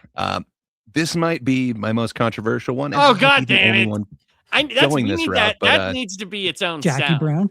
Controversial. Damn it. Controversial. What can I say? This person means so much to me. Yeah, so I'm going Stephen Wright, and hear me out on this. I know he's not everyone's most enthusiastic stand-up, but that's just the thing. He rewired how jokes kind of worked. Before him, stand-up leaned hard on energy, likability, and rhythm, and Wright just kind of showed up and didn't do any of that. He moved the momentum entirely, and he crushed it. It really shouldn't work, but instead of becoming and conforming to what comedy wanted, he instead just stayed true to himself and was just quiet and deadpan and made you lean in and listen to what he's doing. So it would be lazy to say that what he's doing is just one-liners. His jokes are philosophical grenades. They kind of bend logic and sabotage language, expose how absurd reality really is. But I don't think that's a To me- controversial pick, though. Yeah. Like, he's I a think it good is. I comedian. think most people are He's going to a go great Hedberg or something comedian. like that. So Hedberg or Dimitri Martin, they don't exist without Wright. Gray's Neither does a really trying to huge chunk. lubricate the banister here. Listen, the banister is lubed. And thank God But, it's made out of wood. I mean, a huge chunk of deadpan, surreal, minimalist stand-up owes everything to Stephen Wright, and that longevity is there. He hasn't changed in the best possible way. So for me, it isn't about loud yelling or anything like that. It's about the quietest you can fucking get on stage and just kill, and that to me is what Stephen Wright does. So for me, I'm going Stephen Wright as my first one. Nice. Laps, right. who's your next one? Laps, sir. My next comedian is Dave Chappelle. Chappelle's on my list. I love Dave Chappelle, man. Everything that he's done up to the last one that he did, which I still find funny. I still find very funny. But man, like when he would put out stuff, even like when he went over to Netflix, it was almost like an event. Like it was like people were, you know me, I'm a very hermity person. I would hear people talking about it. You know, my brother would call me, "Did you watch the new Chappelle? Did you watch it yet? Did you watch it?" You know, and it's just like the dude is a master storyteller and also a master wordsmith. He is very good at smithing the words together to call back. He might be one of the best callback comedians of this era. He's very good at it. Whether you like the callback or not, like I said, in his last one, I didn't really care about it. But there are other ones where it's like, God damn, dude, you had me so not thinking about that thing that you set it up with, that I was so engrossed in what you were talking about that I forgot what the setup was. And then you fucked me over and you got me. He's one of the only guys that I'm like, damn, you got me again. God damn it. You know, and I watch him and I pay very close attention to what he says. You know, and that's very rare, especially nowadays, where you're just looking for like, you know, joke after joke after joke after joke. I actually sit down and really listen to what he says. And a couple of his SNL monologues, you know, like in 2016, I thought that was like a very important one. I thought that you know, because there's a lot of times where it's like everybody has felt slighted, you know, and he didn't debase it down to a color. He talked about us as people, you know, and I think that's huge, especially in the way that the world is today. You know, he didn't just debase everybody. It was like, hey, we're all in this together at this point in time. Let's be real. And I thought those were really important. But yeah, Dave Chappelle to me is just fucking phenomenal. I think as society, I don't know how this came up or why it was the case, but comedy fans felt like we got ripped off with Eddie Murphy because he was fantastic and then stopped. So good. And then we kind of sort of had that for a little bit when Dave Chappelle walked away. And it was kind of like, oh no, here it is again. Even though Chappelle was around a little bit longer than Eddie Murphy was, he didn't get to the heights that Eddie Murphy did. And when he came back, he kind of like fulfilled that. Well, right. That, remember whenever he would show up at clubs with no advertising, he would just talk for 4 hours. Yeah. There was that video of him just sitting on the freaking stage, like smoking his Newports and joints and fucking just riffing for 4 hours. And it's like, dude, you would hear from other comedians that he would just show up to like the Comedy Store or wherever and just then talk. It was like an IOU for whatever we felt ripped off of with you know, Eddie Murphy not coming back. Yep. Well, Charles, and hold on before this before we go on, he says, you know, Nightmare Nerdscape says, I would say Rickles deserves spot. There's too many narrowed down. That's the great part of what we're doing here. Nobody, you know, it's just a personal opinion. I know you guys know that, but that's the type of conversation that I personally like seeing in the chat, because now you guys are bringing up tons of people, and it's like, you're right. Like there's so many other styles of comedians that I might have even looked over, you know, like Rickles, man. You watch Rickles on the fucking Johnny Carson show, and it's fucking hilarious. That dude was so good. And it's like, a lot of these people deserve spots, you know? So, yeah, sorry. Yeah, sorry I don't think I've seen a name come up yet that I'm like, that doesn't deserve to be there. Woody, I have laughed so much at Woody Allen stuff, but I don't think he would have been on my list. But I respect the decision. But yeah, almost everybody else, they're probably on my runners-up list. But Charles Patterson, who is your second, sir? No, not him just yet. It's been brought up a couple of times already, but Bill Burr is another one. The fact that he's only in his 50s, we talked about Carlin really hitting his stride in his 60s, and Burr feels like for the last decade plus, he's been like this generation's answer to George Carlin, like just having the zeitgeist and being able to speak to so many different things. The fact that he pisses off the opposite political parties every half year really says that he's saying stuff that really is true. And, you know, he's being fair about it. And I think another 10 years of him, he might be, you know, in the 2030s, he might be what Carlin was in the 90s. And man, I'm like really fired up for that. But he's for the last 20 years or so, he's been the next best thing since it seems like Carlin died and Bill Burr just kind of said, okay, I'll take it from here. Yeah, I Bill Burr, completely agree with you. One of the best outrage comics, period. Just when he gets angry and going, he's one of those dudes that doesn't lose thought while he's angry. He just gets better and better. Yeah. And you notice whenever he chokes up the microphone to where it's almost literally just wire and flapping, that's when you know he's hitting it. Because he's just like, you know, the fucking fuck you and fuck this bitch over here and that. You know, yeah, I love that shit, man. I might Burr's put him phenomenal. on exclusively for his reaming out the city of Philadelphia for a 15-minute set. Yeah. Like Mhm. that That alone. carves his spot alone. Yeah. Yeah. And being a true Bostonian, like, because he's like every Boston like documentary that I watch, whether it be Celtics or Red Sox, there he is. Oh yeah. You know. Yeah. So that's great, dude. Just that's so good. Yeah. So what good. was he was on the ESPN thing about the 86 Mets.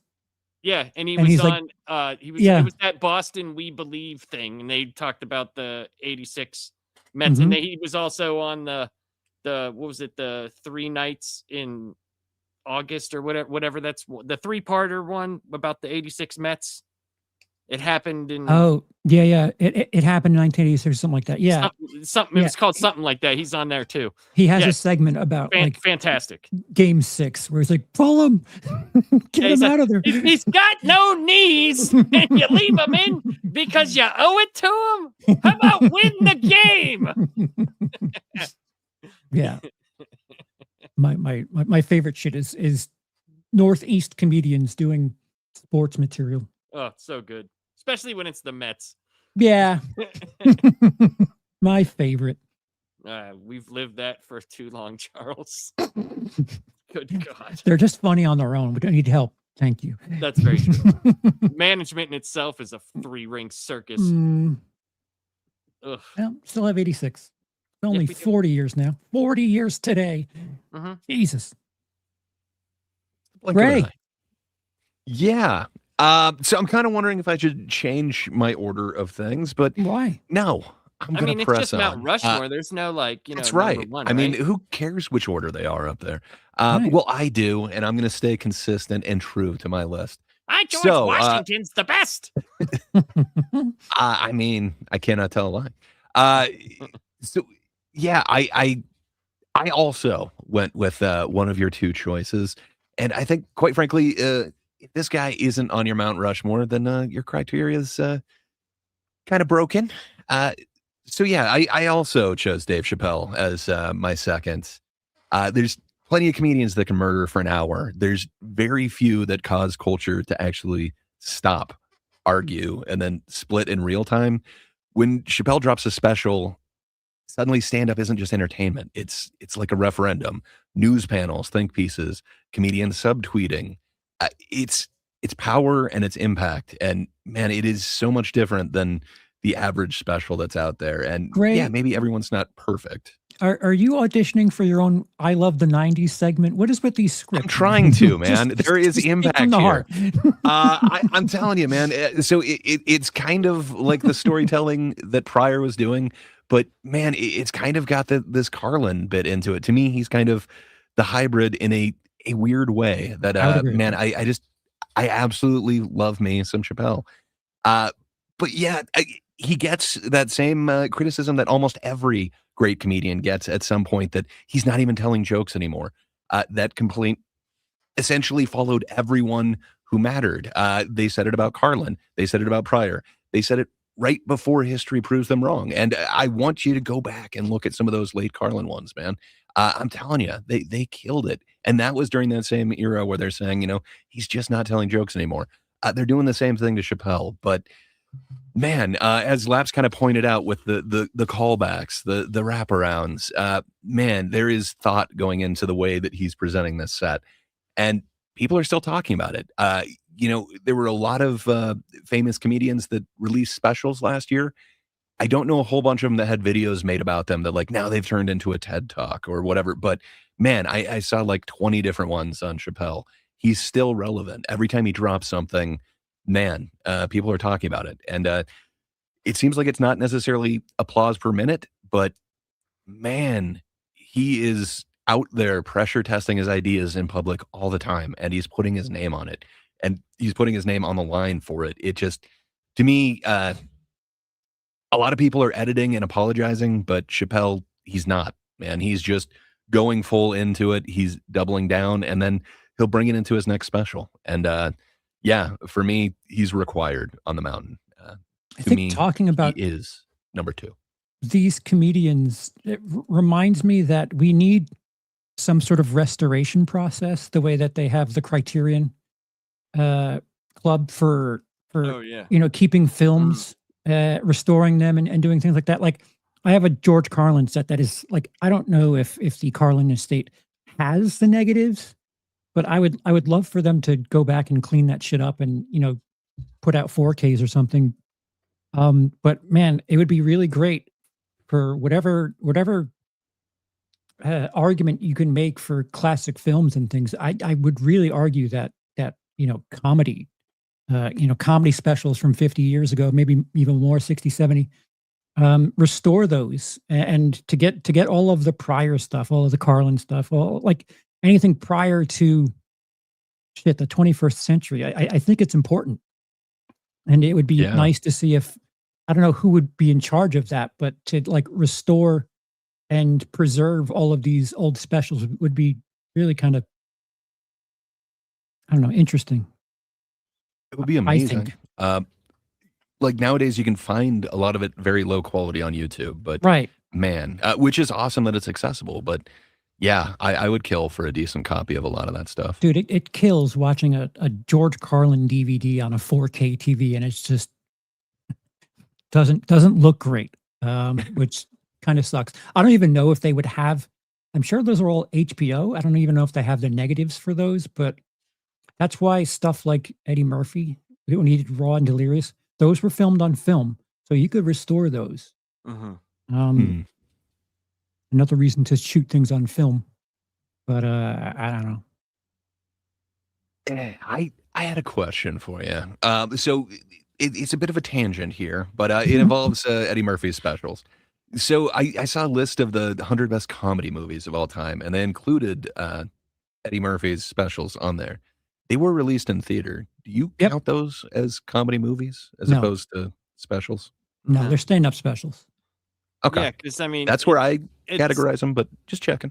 It's still like, I mean, it was released in theaters, but was it like closed circuit theaters? Like, because that's the same thing.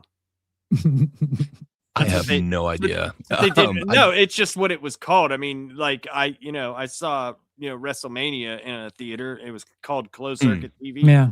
But I do. It was just at my local theater.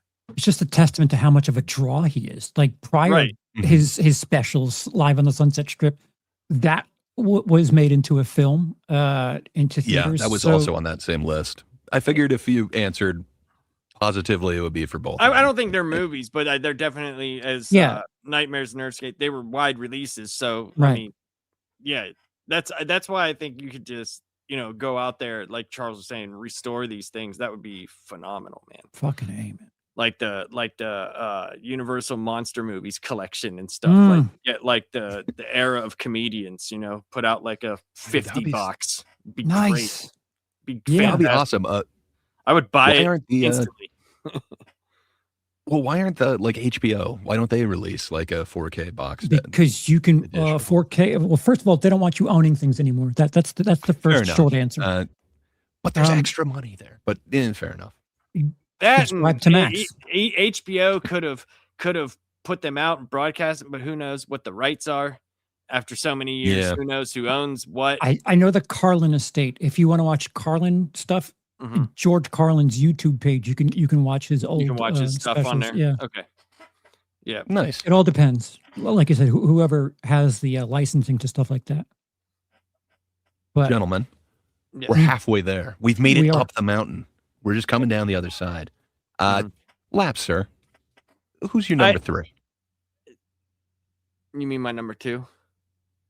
No, you already didn't you give us 2? You gave us Patrice and Chappelle. Yeah, I gave Patrice and Chappelle. Yeah. Yeah. So is there 5 Who's number faces 3? on there? No, 4. There's 4 4 faces. Yeah. Your third one is now.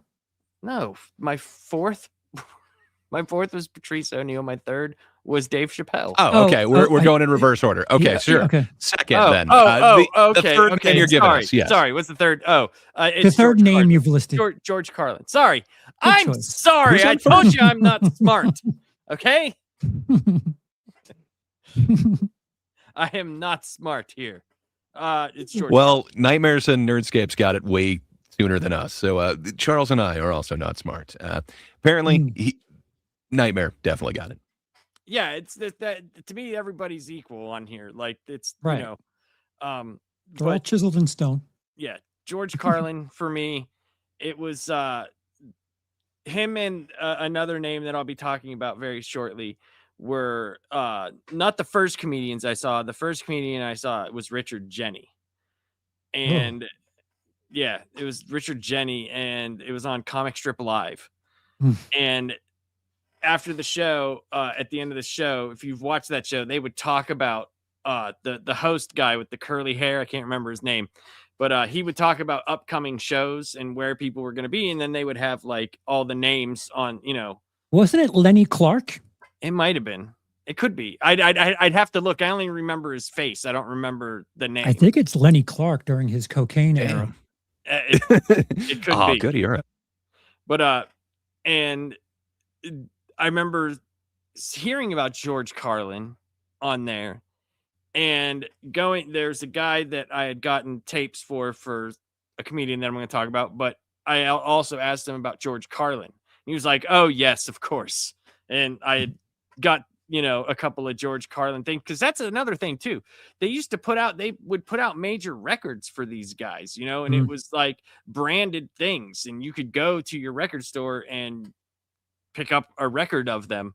And that was always something that was really neat, because, you know, when you get CDs or tapes, it's just, you know, the fold out book. But with a record, it's like you open it up, you see him on stage, and it's like there's all this, I don't know, it was a much more warm feeling listening to it on a record than it was a CD or an MP3 or something like that. And George Carlin was the first time me and my brother both listened to something, and we were just dying laughing downstairs when we weren't supposed to be listening to it, you know, because that was during the militant church days. So he would hide stuff, and like I got a lot of the stuff from him as well. And we took the headphones and we break them up, and we'd each hold one up and like listen. And George Carlin, the 7 Dirty Words was great. That was just funny, because I mean, I you know, still young, so like hearing those words just that made me laugh just in general. Like an adult saying all of those things together, like, was just hilarious to me. But then as he got older and more crotchety, it was like I related a lot more to the stuff he was saying, especially when it came to like politics and government. I always thought it was a very strong point for him. Yeah, but even that 7 words bit, man, even that's political in a great way. Yes, it is. While it is dirty, it hooked me for the filth, but man, I like the idea behind it. I totally support both of you putting Carlin there. Yeah. Yep. Well, Charles, sir, what would be your number 2 or number 3, depending on how you're looking at it? Yeah, I played this quirky because I knew certain names were going to come up, so I kind of went different directions just to have different people to talk about, and different personal reasons, just to give people some flowers. Next on my list is Robert Schimmel, and I think perhaps the best version of a misdirect comedian. And the fucking guy, there's a lot to be said for people that there's a saying that people who go through trauma and drama make the best comedy. And Robert Schimmel is like the walking, talking sponsor of that. Survived cancer twice, I think, and then ended up succumbing to a car accident, which is so wild. But he managed to make material about some very, very serious shit, and it was very head-on and funny. A lot of his material, like in the 90s, people were talking about him as he was exclusively like a sex comedian, and I guess that's fair. But man, when he jokes about him going through cancer and all of the things that were going on with his doctor visits, him using, you know, your understanding of humor and then taking you someplace completely different. I don't know of a comedian that did it better than him. And he was really, I don't know. When I think of certain things that I'd like to do, I'm always thinking of the way he crafted material. And I don't know. I would hope to be as good as Robert Schimmel on my best day. Dude, on some of his worst days, man, again, you mentioned it, but like he went through a rather lengthy cancer treatment. I didn't know that he was kind of more of a sex comedian before that, but man, that cancer material hits hard, and Right.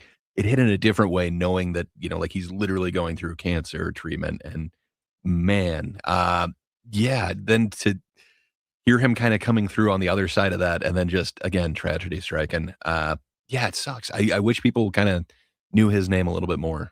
Schimmel was hilarious. Ray? Yeah.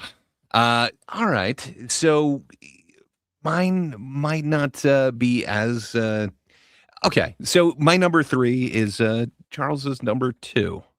So I got Bill Burr on there, and I get it if people aren't necessarily into Burr, but man, for me, what he's able to do, you've got lots of angry comedians out there. You got lots of comedians that kind of yell, but there's something different that he's doing with his anger. He's self-aware about that anger, and then he's still brutally funny without turning it into like some sort of cartoon villain or moral lecturer. Instead, he's doing something that I don't see others do. So most comedians, they're either kind of punching up or punching down, but Burr punches himself first, then he punches everybody else, and then circles back, admits he might be wrong, and then finishes the joke. It's structure, and it's an amazing way of structuring his material. I haven't seen another comedian kind of do that. While a lot of people are saying, like there's other angry comedians, there's other guys that just yell.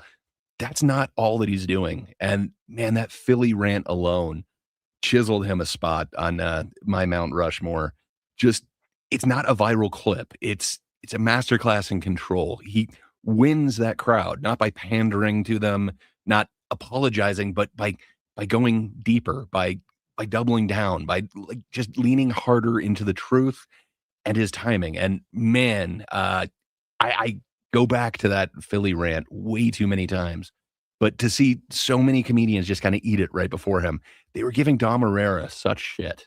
Dude. Nobody gives Dom Herrera that much shit. The fact, there's so many reasons that you can talk about that set, because it's a 15-minute set that he bails on his prepared material, like within 2 minutes. And he has them booing. Like there's just consistent booing, but somewhere in the middle towards the end, he wins them over. Like that is like legendary status shit that he's doing there. First of all, to drive through material where he's getting booed at. Secondly, to do that and then win them over while making not fun just of that them. audience. Like, Oh, sure. it takes what he is able to do is take any audience that disagrees with him, drag them, and then step by step into basically admitting that, like, all right, damn it, he's got a point. Right. Just man, he's able to do. Any comedian is kind of able to preach to their choir. He performs hostile conversions. Man, I love me some Burr. He is modernizing observational comedy without turning it soft. And yeah, Hostile I just conversions? Is that what the Catholic Church does? yeah, I was kind of hearkening to that a little bit, but man, I think that's what I'd have to call what Burr is doing. He's going into hostile territory and winning him over. And man, I don't see any sort of gimmick with what he's doing. He just seems to have this longevity. Man, I think what he's doing isn't like chasing headlines. It's talking about human behavior. And that's what a lot of his specials are all about. And I don't think that stuff ages. No. I'm saying you know what I'm trying to say. I think it ages very well. I don't think people update their behavior. He's talking about very human traits that are kind of evergreen. It's not just chasing these headlines. It's not talking about here's what's going on in the news today. Plus, Man, I absolutely dig it. when someone like him brings up material that you're afraid, like he brought something, this is like 25 years ago now, where he talked about he felt weird around his friends' kids. It's material that I've certainly recognized and felt something towards, but never like had some sort of understanding of how to put it into words, where he talks about, kids here, look, my hands are nowhere near my crotch. I'm not aroused. And it's just a funny thing that like, oh yeah, you're weird if you enjoy playing with kids. And there's something to it that's like, oh yeah, I didn't realize that that's one of the reasons I feel weird around other people's kids. And he actually went to the place that I never really thought to put into words, but there it is. Yes. And that was decades ago. Yeah, and it still holds up. I Right. went back, I think it was last year, and I went through all of his specials again. And man, I dig it. I think they're going to hold up. Burr for me is Why you definitely can't one hit that goes. women like that. Dude, his older stuff is really, really strong. Yeah. Like really strong. Even the new stuff. I dig Drop Dead Years. It was definitely towards the top of my list on specials I watched last year. Hey, what up, Hey. Warren? Hey, Hey, Warren. Warren, how you doing? Are you Well- catching up with all your Crystal Lake lore, Warren? I'm sorry. I'm sorry in advance. He's got multiple things to prepare. He's got Crystal Lake lore and the people versus Warren. Ooh. Oh. Yeah. He's got a lot of stuff going on. Yeah, dude. The not only running that, after but himself. Them's arms flailing about. well, not only that, but then he's got his real business going. Awesome stream where he just received his comics the other day. Last Woo. night. Actual so things to be concerned with. That's right. Physical media. That's awesome, man. Thanks for taking some time to come in here with us, Warren. Laps, sir. Yes. We're at it. We are at the final one. Who is your number one pick? Who rounds out your Fantastic Four? Bill Hicks. It's the guy, it's the comedian that kind of changed everything for me, the way I looked at things. Like just his religious stuff spoke to me just because what I was stuck in, and it felt like there was an out, like someone else in the world got what I was going through. And then just getting into his whole library later on in life was just amazing. And watching Dangerous and Revelations is just always, I can watch those at any point in time.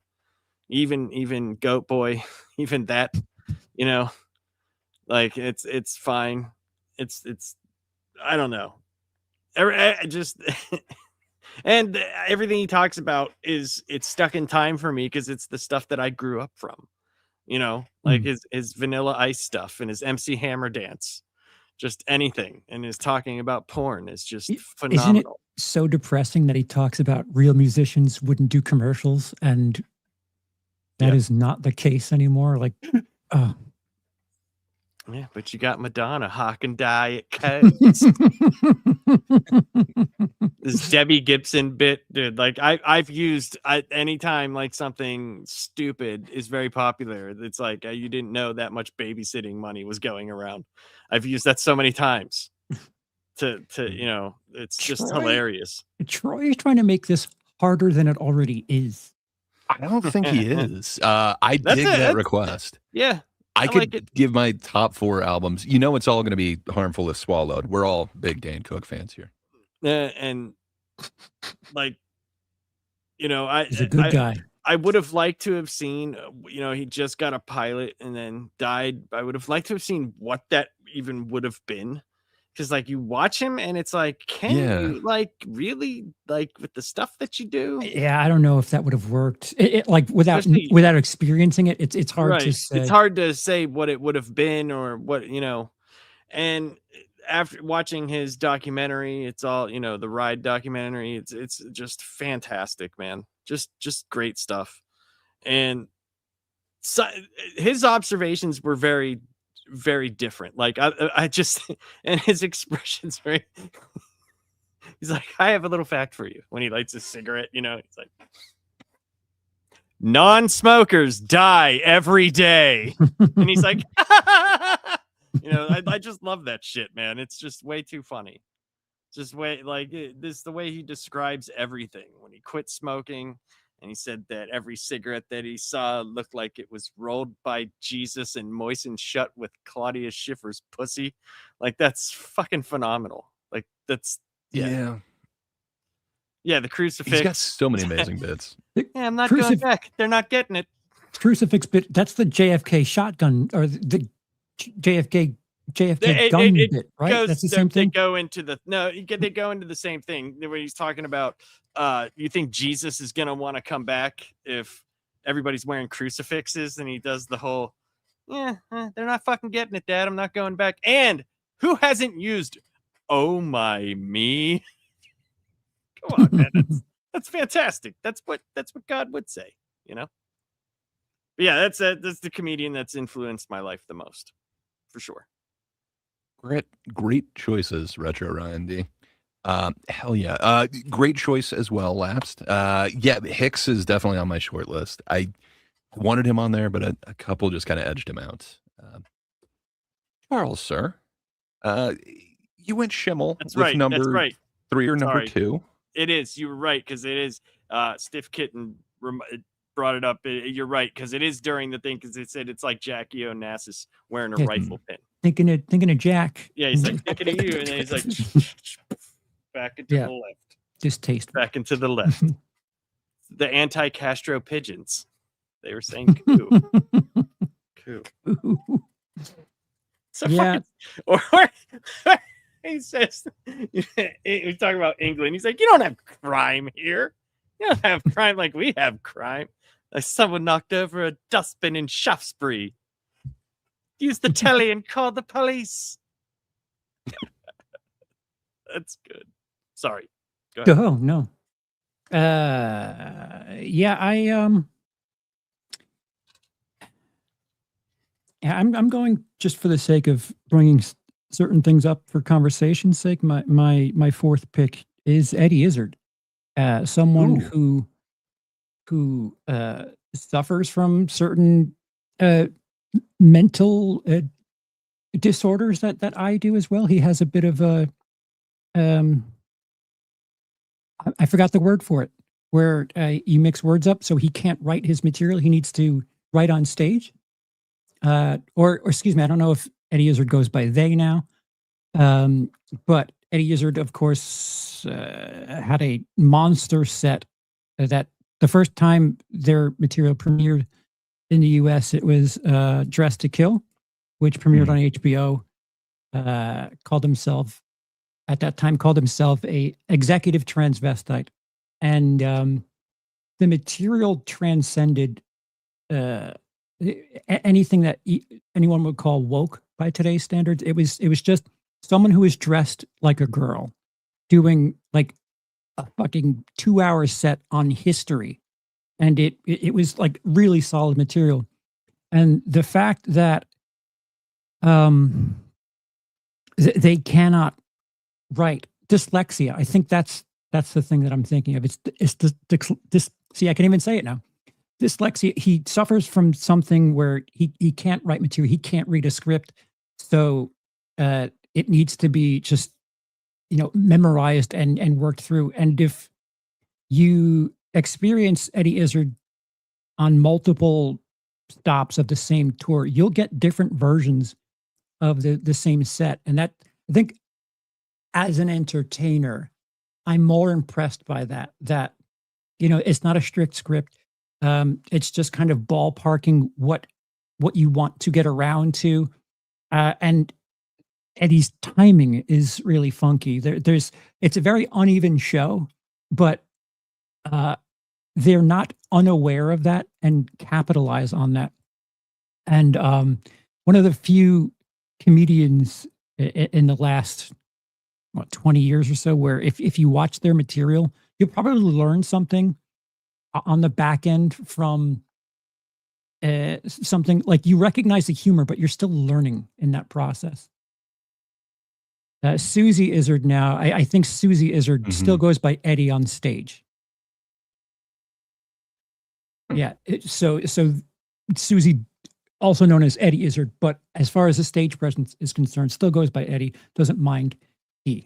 So, yeah, I think they're full-on transgender now, but I would recommend if you would like something that you can call progressive to your friends, watch Dressed to Kill and keep in mind that that was extremely progressive for 1998, 1999 or whatever.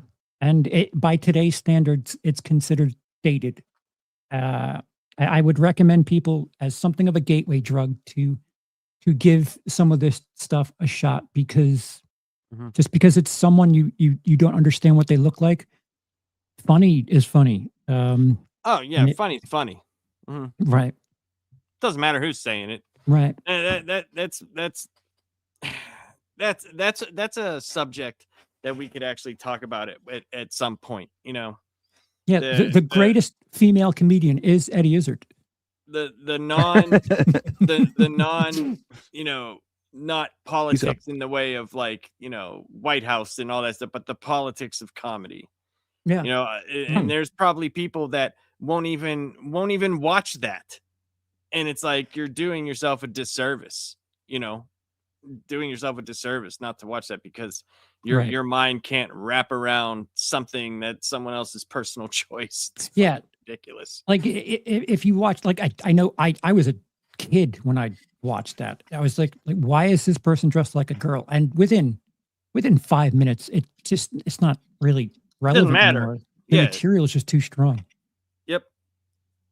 And I think that's like a lot of, you know, if you watch like the Flying Circus and Monty Python, you know, they did all of their acts like that, and it was like no one says anything about that, you know what I mean? Like, but you go on stage and apparently all of a sudden now, nope, I don't like you. It's like, well, don't worry, we don't like you, so it's okay. Right. Yeah, I would suggest my movie fan friends to watch the Eddie Izzard bit about Star Wars Canteen. Fucking priceless, about Darth Vader going to get lunch in the Death Star. And I won't spoil it, but if you're familiar with Star Wars, it's fucking funny. It's very good. Even if you don't like Star Wars, it's fucking funny. Everything about Eddie is hilarious. That's a really good choice. I thought you were going a different route, and I got to be honest, it kind of shaped the way that I was doing my mountain, because I thought for sure certain things are going to be covered. And I wanted to have a little. I didn't want to have like us talking about the same 3 out of 4, so I decided fuck it. Well, my list was the most, you know, straightforward. Yeah, and that's just, I needed I mean, to show some love to my mother country here. It's like Gray said, you know, it's like my answers are very predictable, as he would say. Well, He I knows appreciate that about you. Well, I'm like Johnny Unitas. You can set your watch to my haircut. I mean, badass. Well, fair enough. I don't know if you saw this one coming, but what can I say? My 4th, I think, is due a spot on the mountain. I think he has carved it himself silently, and there isn't enough respect given to him. So, yeah, Dave Attell deserves my number 1 spot. Attell is the purest distillation of stand-up as an art form. There's no speeches, no cultural manifestos, no cinematic pauses while waiting for applause, just joke density so high, it feels damn near illegal. To me, most comics are proud of like one killer bit. All he does is stack killer bits, and then he just keeps walking. And he isn't just a joke writer. He's a technician at the absolute ceiling of what stand-up can do. Man, he's got the timing. He's got the misdirection, economy of words, tags, callbacks, pivots. His sets move like a street fight with just perfect choreography. His footwork is astounding. And man, to me, if you're going to talk about influence, just there's yeah, in a street fight, man, it's all the difference. Hey, check this out. But, I'm just saying, the phrase your favorite comedian's favorite comedian, it's literally talking about him. You walk into any green room, you ask the best pure joke writer alive, his name is going to come up. I guarantee you. Well, stand-up drifted towards the TED Talks, personal essays, applause farming. He never pandered. He held the line. He proved that he could still murder just one man, one mic, jokes, night after night, room after room. How long did that take you to write? Not as long as you'd think, man. I skipped over a couple of paragraphs. Look, he's a road dog in classical sense. Comedy isn't something he visits, it's where he lives. I don't think this dude does anything else other than comedy. Just to me, if I'm going to say who is like the epitome of a stand-up comedian, it's Dave Attell, man. So he is my number one pick. He is definitely on my Mount Rushmore. What can I say?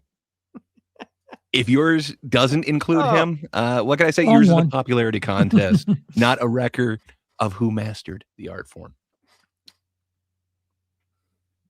Carrot Top, pre-steroids. Yeah, those damn enhancement drugs ruined. Didn't enhance the humor though. Our poor Carrot Top. Yeah, it's interesting. No one came close to putting a woman on the list.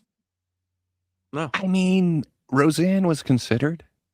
Yeah, I do have a couple of really funny women that I enjoy, but I don't know if they've been as prolific as one of mine essentially these dresses like a gentlemen. woman. So I said the joke before, so maybe I'll just use that again.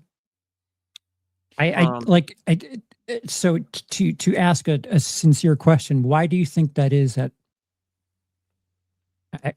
because we're three straight white men.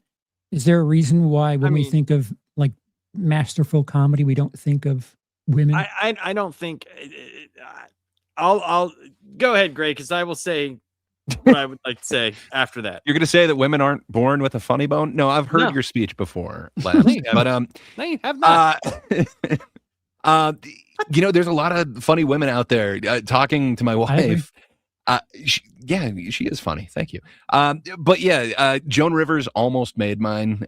She is my number 10 out of this. Number 5, I had Louis, then Patrice, Carlin, Norm, and then I had my lady Joan Rivers.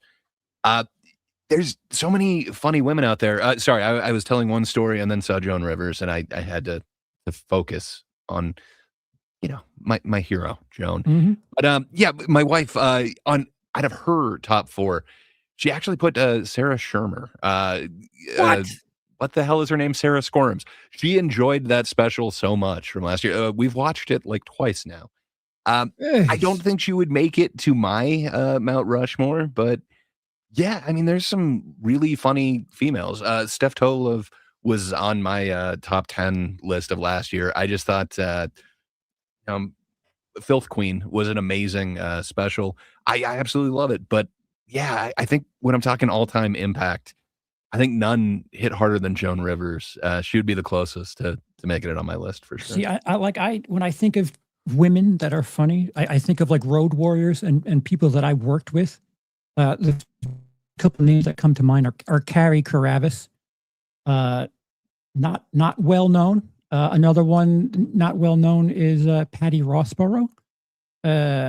Two very, very funny women that I've performed with multiple times. And Patty was on radio in the mornings in the early 2000s. Really, really strong stand-up that, especially in Patty Rossborough's case, didn't really feel like it was like gender-specific material. But for some reason, stuff like that didn't catch on the world stage, or the people that would put people on television. And that's really kind of, I don't know if that's a raw deal or what, but there's a lot of people that I've come across in my time on the road where it's like, man, why is this person with me right now? Why aren't they like somewhere where they're a bigger deal? For sure. So what I was going to say is I think it's, for me, I don't know enough and they aren't pushed as much. They're nowhere near as pushed as much. Now, if I was going to talk about like in my sitcom or TV shows or sketch comedies, there's two I would probably have 2 women on there. Mhm. And because I see that more than I would other things. But I think we have the issues of whenever any men say anything, it's like, why do you talk about all men? And I'm like, well, I don't know. Me personally, I don't have an answer for that. I don't have an answer for that other than I just don't see as much. It's not that I'm not trying to seek that out. I don't see it as much. It's a lot harder to go find a special from, say, Joan Rivers as it would be, even though I know she's funny as shit. She's hilarious, you know. Dude, hilarious. And yeah, Bamford was pretty good too. there's a lot of funny Love me women. some Bamford. There's a lot of funny Retro women in the Ryan world. brings up Adrienne Iapolucci. She's hilarious. So it's like I think that for me has always just like when that started happening in the world, and it's like, oh, a man is talking. Are you I'm just like, I just shut up, and I'm just like, all right, whatever. You done talking? Okay, cool. All right, here's my opinion. Like, fuck, dude. We're all people. Jesus Christ. So Justin Gray is bringing up Annie Lederman. She's hilarious. I love me some Kim Congdon as well. There's a bunch of up and coming kind of women that are just on that headliner cusp, but I don't know why. I think you're right. Certain names aren't pushed forward, but then there's some names that they just keep pushing forward. To me, I'm not a huge Eliza Schlesinger fan, but I feel like Netflix is just pushing her. She's conventionally attractive. That's why, like, when we watched, what was her name? The one with the tattoos. Natalie Cuomo. I feel like she's going to get pushed. I feel like maybe her road in comedy doesn't match the push she'll get, but she's conventionally attractive. And I think unfairly so, that if you're conventionally attractive in comedy or anything where a camera is going to be on you, you'll get a little bit more of a push than in other cases. And it sucks that people have to play that game that way, but it does. And during my, day of watching comedy, a lot of women did like gimmicky shit, like Roseanne. And it sucks. And I'm not saying they're gimmicks. I'm saying that sucks that they had to do that. That's how they had to get noticed. That's bullshit, because they're like, there's a lot of funny women. Like there's a lot of funny, and I would like to see more. I'm just being honest. I just don't know that many. Yeah, it's weird that personally, like in the 90s to stick out as a female comedian, you were like Paula Poundstone or Ellen DeGeneres. Like you weren't a prototypical woman. You were kind of, I wear a suit on stage. Right. Or I grab my crotch and spit. Like, So I mean, and that sucks, because I think now we're getting to a point where the material is the material, and that's what I care about. So if I watch something and it's funny, like, I don't think it's this. I don't want this to come off wrong, but I don't care if it's a woman or if it's a guy. If it's funny, it's funny. Judy Tenuta was fucking incredible. Judy Tenuta was the best, man. I haven't thought of her for a long time. That really kind of slapped you in the face. Like, where is this coming from? Justin Gray brings up Jordan Jensen. She's amazing. I absolutely love her. Her new special was a step above kind of anything that she's done before. It really is focused on one theme. If you're not comfortable with that, it might be a bit much for you. But man, love me some Jordan Jensen. This is interesting. Doc says, kind of on that subject, how many queer comedians come to mind immediately? I will be honest. Unless they tell me they're queer, I am so lost when it comes to people's sexuality. Like, I got married so early that, like, I'm being honest. Like, if my wife divorced me, I would be a monk, because I wouldn't even know how to talk to a person. So to piggyback that, do you think it's hack to make your material about your sexual preference? If that's the whole act all the time, like, I don't want to, like, that's like, but if that's your experience, you said yes, and Gray said no. So Gray, what do you mean by no? I don't think it is hack. It depends on how you approach it. Like, so is it hack to talk about your love life? To me, no. It just depends on how you're going to approach it. Like, there's definitely hack ways that you could talk about it, but man, so Mateo Lane comes to mind. He is one of the funniest dudes out there, and especially when he's teamed up with his buddy Nick. Just man, there is hilarity that ensues with that.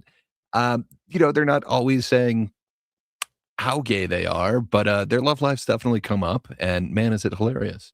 I'm just saying, man, there's so many interesting comedians out there. I think it all is your approach. It really isn't a subject as hack. So I don't know. But I would you say seem if to your whole, disagree if your with me, whole Glenn. act is that, then yes. But if you're just tell some jokes that are based upon your life experience as being a gay person or being that, yeah, that's not hacky. But there's got to be like a gay version of dogs are different than cats. Like it's just like okay, yeah, Right. sure. Right. This is what Like- gay men are like at the club. I can't believe I'm hearing this again. That's the thing. Like if it's something that's why I said if it's your personal experience, I can understand that. But if you're making generalizations that we've heard a bazillion times before, then I don't know if that's something that like is good or not. It would be the same for a guy who's straight going, "Oh, I hate my wife and my life sucks and this and this and this my stupid kids and blah blah blah." It would be the same.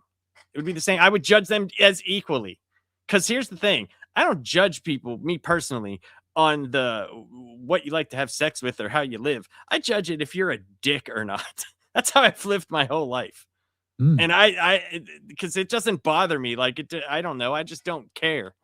Like like I've told the story about if I was, had to hate gay people, the guy who literally saved my life is a gay man.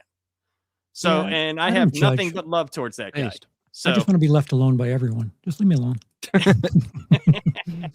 so it's like, I just feel stereotypes feel hacked to me. There's a place Interesting. for them. There's a place for them, but just that same, like the same thing, like I said, like with the wife and the that stuff, that it would be the same. But I am like, if that's their experience and they're speaking of a specific thing and that's where the humor comes from, then yeah, that's fine. That's perfectly fine. And then Stiff Kittens brings up Tig Notaro. I totally should have mentioned Tig Notaro. I absolutely love her comedy, and I love the fact that she replaced Chris D'Elia in what the hell was that called? The one zombie flick, Something of the Dead, that Snyder did Army? on Netflix. Army of the Dead. Thank you. Yeah. Okay.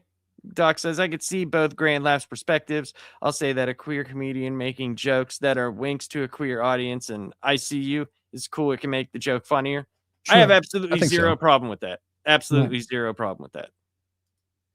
Yeah, it's like Tim Dillon. If you watch his stand-up set, you don't really know what his sexual preference is, and I think Dude, I that is didn't kind know of for the important. longest time. It was Right. kind of like, oh, really? Cool. Like, for him. oh, you're funny and you're different. Wow, go figure. Like, I just think it's weird that certain people who get a certain light shined on them because like they seem to be checking a box is unfortunate, because I think be funny first and let everything else work itself out. Unfortunately, people don't get picked that way. I get the game has to be played, all Yeah, that's what aspects of sucks. life. Right. That sucks, dude. Because it's like, who cares? If you got a certain type of comedian, I don't know, like, would you be weirded out if like a rock and roll comedian is like pandering to like rock crowds? It kind of makes sense. Like that's kind of the crowd that would be, or like I don't necessarily see it as pandering. No, but like, like but the thing is though, is that's a specific comedian to a specific crowd. I don't feel that a gay comedian can only make gay people laugh. Right. Like that's, to me, that's, neither here nor there. Like Right. if you're a rock, and you're speaking only like 70s rock or 80s, whatever. And if a random dude goes in there, they're not going to be like, oh, this is freaking hilarious. Yeah. Like I said earlier, watch Eddie Izzard and tell me what about it is Mhm. exclusive to the LGBTQ community. It's still very strong. It's not. I'm queer first. It's here's funny things first. But it seems like certain people have been getting specials based on their LGBTQ status first, not any of their qualifications in the world of comedy, and that kind of sucks. It's the same in entertainment. It's like the checkbox thing, man. Like, and Right. it's kind of confusing to, I mean, great for the people, they're getting money, but it's also kind of confusing. It's like, why? Like, I think that's a bigger world question, to be honest, because like each person is their own person, and it's a bigger world question. It's like, why do we care so much? Like, why do not we, as in us guys, but like the world? Why do they care so much about shit that's, who cares? It's they're a person. Like, that shouldn't be a big deal. Jaden Art definitely has it kind of right. Joe List and Mark Norman are Tuesdays. They're the original Tuesdays. We totally should have brought them up. How dare I not bring that first and foremost? But yeah, I don't know, man. I think any subject can be funny as hell. So I'm here for it. Just bring the funny. Right. Yeah. But I think there's something to a future episode there. Obviously, I think if Laps doesn't know a ton of female comedians, we need to show him some female comedians. I know the ones from like the 90s and stuff. Like, I don't know any of like the newer ones. I just don't. I haven't been watching. So I would love. So you're to not see familiar some. with Sarah Squirms? You should. No, see I Sarah do. Squirms, I man. do know that, because you guys remember we saw a little bit of it here, and then I went and watched it. Should we do a watch along? I think No. we should, man. Oh, Relax. God. It's great. Yeah, what can I say? I'm a huge fan, but yeah, there's got to be something that we can do with that. There's probably maybe around the summertime we could do something with a little bit more representation or something. Yeah, right around June, let's say. I'm thinking so. Just throwing it out there. We'll see. But yeah, I Well, definitely wouldn't hate that so idea. Did we talk? We'll Oh. have to talk to Charles about the one idea we had. It could be around July. Could be around Okay. July, because there's an event taking place this July that we could really get behind. the And I think it'll 4th. be fun. Not the 4th America of Day. July. America. Uh-huh. America. That's when you eat But yeah, pancakes. Retro Ryan, Karen Feehan, only Feehans, is she's definitely up and coming in New York. I happened to go see the Skanks up there, and she just happened to be there. She is tiny as hell, like so tiny. It is crazy. But yeah, she's hilarious. From seeing her on YouTube and stuff, I did not assume she would be like so insubstantial. But yeah, I swear she's like tiny, man. Like, it was disturbingly tiny. But yeah, I got to see her be one of the wise men in a awesome what'd you call that, nativity play. It was great. Cool. So great. She's We have, hilarious. You should totally get in on that. Sorry, you were saying so We great. have- What was we that? have something to talk about for a tiny bit before we leave. Actually, it kind of leads into what we were just saying. So this is week 2 of the preseason, the road to March Hackness 2026. Right now, we are collecting names. You guys helped us out. We have all of the names listed. We have some that were perhaps a little trepidatious to put it out there in public in the actual comments section. So we have a list of names that have started, but we are noticing one thing. It is a little light on the ladies. So we want to be equal opportunity here. And we know that a hack comedian could have any gender orientation, whatever you want to call it. Hacks come in all Any shapes private and parts. sizes. So on this road to March Hackness 2026, I feel like maybe we should give some criteria here. When we're saying a joke is hack, we don't mean that the comedian is bad or untalented. It's just that the idea is very familiar. The audience can pretty much predict the punchline before it lands. Most comics write hack jokes at some point. A lot of great comedians grow out of them, but we're asking for who hasn't. So Most of the this 1 isn't a moral minute judgment. that we just watched for Oops All Yeah. Bucket Pulls was pretty hacky. Indeed. So this isn't a moral judgment. It's just a note about the craft. So some things that you might want to consider. Did you know where the joke was going before the punchline landed? Have you ever heard essentially the same joke before? Did the joke rely on everyone knows this instead of, a specific POV, something along those lines? Was the reaction looking for applause instead of laughter? If any of those criteria are met, you just might have a hack in your hands. And in that case, you should get their name on over to us, especially if they are female. We're looking for some ladies' names. Maybe we're going to have a ladies' bracket here, but that is only if we get enough names. So please. Yeah. Justin says, I was just thinking people I don't think are funny. Hack does not mean not funny. Hack is, shortcuts. People that are doing things that, you wouldn't attribute to someone who's using talent so much as, playing, playing on people's anticipation and things. Tropes and cliches. Thank you, Nightmares. Exactly. Yes. Tropes and cliches. That's the best thing. So, but I will say for Justin, you did have some good hacks on your list. Oh yeah, we're Yeah, definitely good using all fun. those names. Yeah. They're going into the sorting for sure. They're on the list. But and thank you for even more names tonight.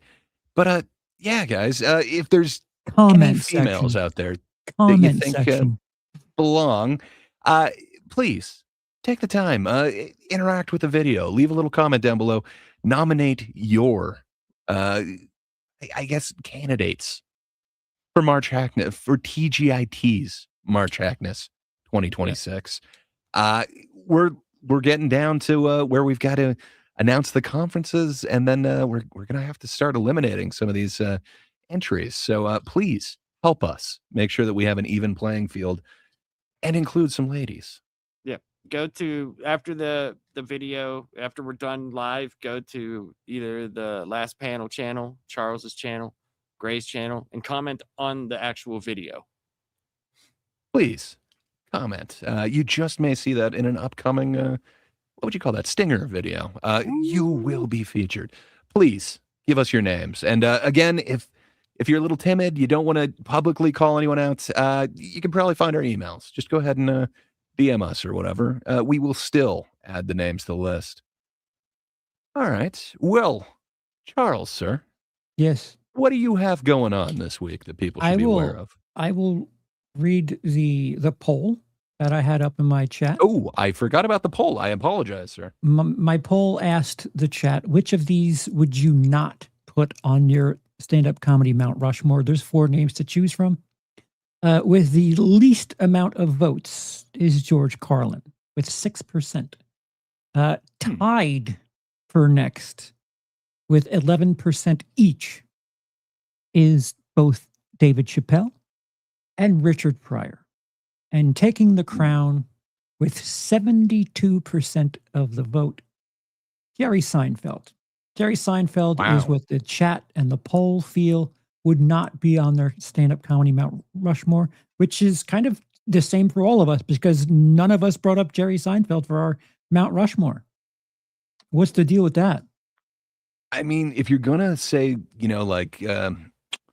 top 4 breakfast food-related movie director, writer, stars, yeah, Seinfeld is definitely going to be up there for me. But without those stipulations, what can I say? I like the show so much more than I like his stand-up, and I think a lot of that's Larry David. Without the George character, man, that show does not hit the same way. Where if you just have the George character, if you just have Larry David, man, that works for me. So, I did consider, how much of a comedian is Larry David, because he makes me laugh all the time, but his stand-up days were few and far between. Oh, is Jerry in a big batch of list that was released recently? I am not 100% certain about that, but he Like does have a Vacationing in the reputation. Islands? I do know during the height of his fame, he was dating a rather young lady. So I don't know. Nothing even would be think about that. super surprising to me. But Yeah. yeah, I don't know. I do love me some Seinfeld, but yeah, I think I like this show. And the Elaine character, you know, we kind of mentioned Julia Louis-Dreyfus earlier. I know her name was put in the chat, but man, she is the funniest part of those last few seasons. I just I absolutely love me some side characters in there. A little bit more than Jerry. Yep. Laps, you love you some Jerry, right? You're a Jerry man. I not his stand up. I like a lot of his. I like the Seinfeld show, but a lot of his stand up isn't the best. Fair enough. And Charles, I don't think you even like the show, right? Like, how can you do that? It's a great show. I never caught on with me. Just never caught on with me. I don't get that, man. It's all pipes. It was one of those things where I was like, just something of a hipster where everyone's like, oh, it reminds me of that episode of Seinfeld. I'm like, no, it doesn't. Shut the fuck up. It really does, man. Chunnel. It was Sure. a great episode. Yeah, well, I think you're wrong in that. Seinfeld's amazing. It's a comfort food that I go back to many a time. That being said, you know, I don't get people's obsession with The Office. I've definitely seen it all, but I don't just keep rewatching that. I guess maybe it's the same thing. I just feel like I've seen every episode of Seinfeld like a million times, and I'm still fine watching it more. But fair enough. I guess nobody here is a fan of Seinfeld, and that's a shame because Not he was no, like I'm a one of fan. the I'm a biggest- fan of the show. yeah, Not all of his stand up. There's stuff that I like. There's bits that he does that I actually really like. Yeah, I think people conflate. Am I using the word right? His stand up with the show, and every now and again, someone's like, "Oh my god, Seinfeld's the best." I'm like, "What? What is the best?" Because I think you're taking both the show and the fact that he's a comedian and giving him this credit for something that I don't know. Don't Without the show, understand. I don't think he's a well-known name, is what I'm saying. but they forgot where they parked, so they're walking around the garage. It could be anywhere. Elaine's got a fish. What can I say, man? It is hilarious. I absolutely love the show, and you guys are just wrong, except for Lapsed. He gets it. But that being said, I would totally take Curb over Seinfeld any day.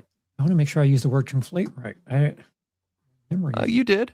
Well, I I don't mean, think you you know, conflated it. Right. So the fact that people are taking Seinfeld as like this legend, it doesn't make sense to me because these people are mostly talking about the show.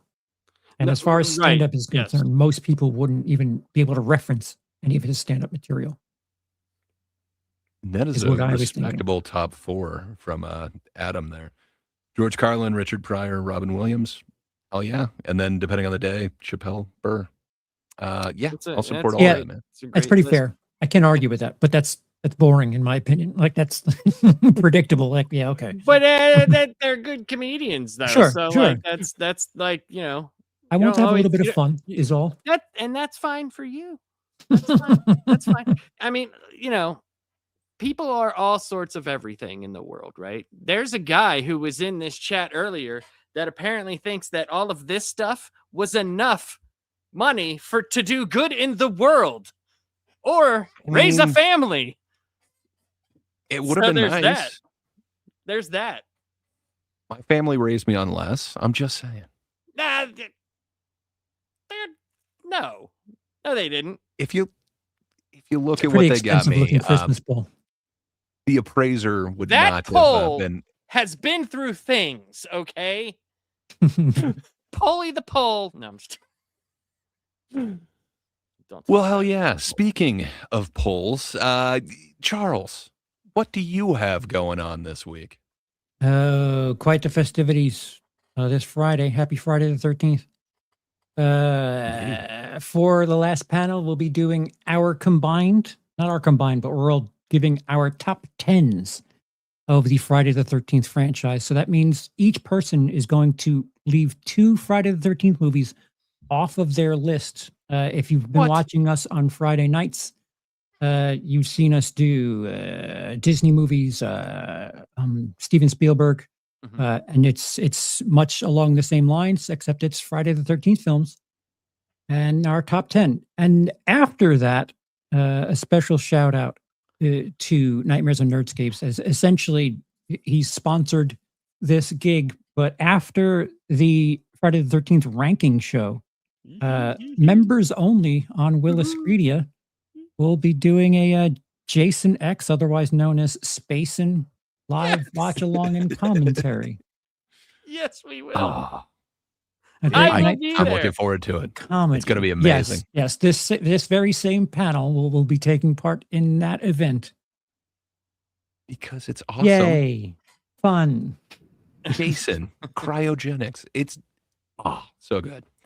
But yeah, Laps, sir, what do you have going on this week? Tomorrow I'll be with Warren. We're gonna be doing DC KO number 4, and that'll wrap up our KO coverage until the last issue releases, because we did a bunch of the tie-ins as well. So after that, we are going to be starting an awesome comic that for some reason nobody's talking about, and I don't understand why. It's Spider-Man and Wolverine, and it's awesome, and it's 2 legacy characters, and for some reason people just aren't talking about it, and it's fucking amazing. No. I tried to be nice, and I read Isom, and it no longer lives in my house. So that's a shame. We'll just say that. I thought you were a collector. I did. I collected it, and now it's collecting dust. I moved it over to the other collection. That sounds awesome, though, man. The one that you actually are covering. Yeah, it's a lot of fun. So it is a new run, because I honestly haven't even heard of this one. It's a brand new run, and the art in it is unbelievable, and it gets into a lot of the mythos that they did in the movies, like about Peter's parents and what happened and how they died, supposedly, right? Does it involve a train and a magic coin? No, it involves Wolverine killing the shit out of them. Oh, I love shit killing. Okay, so it's a light tale, some light fare there. Yeah, shit killing. My favorite kind of killing. Oh, shit killing! It's the shit wins. You follow the shit river from the shit wins, and that's what Mr. Leahy said. So I follow his credo. But then Friday, we'll be doing Friday the 13th rankings, and then spacing.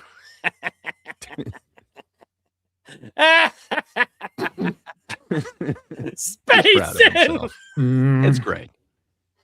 It's so good. It is pretty great. So much fun. The comedy group is going to be doing a sci-fi horror movie, which is also a comedy movie.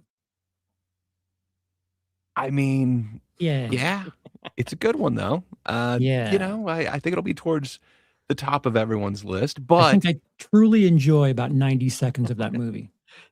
Hey, in Ultimate Spider-Man, Uncle Ben's alive, and Uncle Ben Rice has been alive for how long? I mean, it was close for a minute, but Madam yeah. So I think a lot of us do have Spacin' as the best, but if you want to be there and you want to know for sure, definitely tune in just before the Spacin' watch. It can be very and festive. Find out our top 10s. However, since there are just 12, why are we stopping at 10? I'm giving you the full 12 on this one. I will let you know what my worst Friday the 13th is. But hopefully y'all will join us on Friday the 13th. However, if you're in the mood for something political, Thursday, just before that, you can always go over to the Thinkers channel. It's an interesting name. It's YouTube at Thinkers Doing a Think. That is doing, not doing. Thinkers Doing a Think. It's an international panel. We're going to be talking about quite a few things. I think we're talking about Discord's weird defaulting everyone to a teen unless you somehow give them Face ID or your actual ID. That's going to be interesting. And then there's a lot more political stuff that's coming up. And I think the overarching subject is when is political violence called for, if there's a time. So if that sounds interesting to you and you want to know an international opinion on it, come on over and join us. If nothing else, at the end of it, we draw some funny little pictures. So yeah, come join us, the Thinkers. Yeah. YouTube at Thinkers Doing a Think.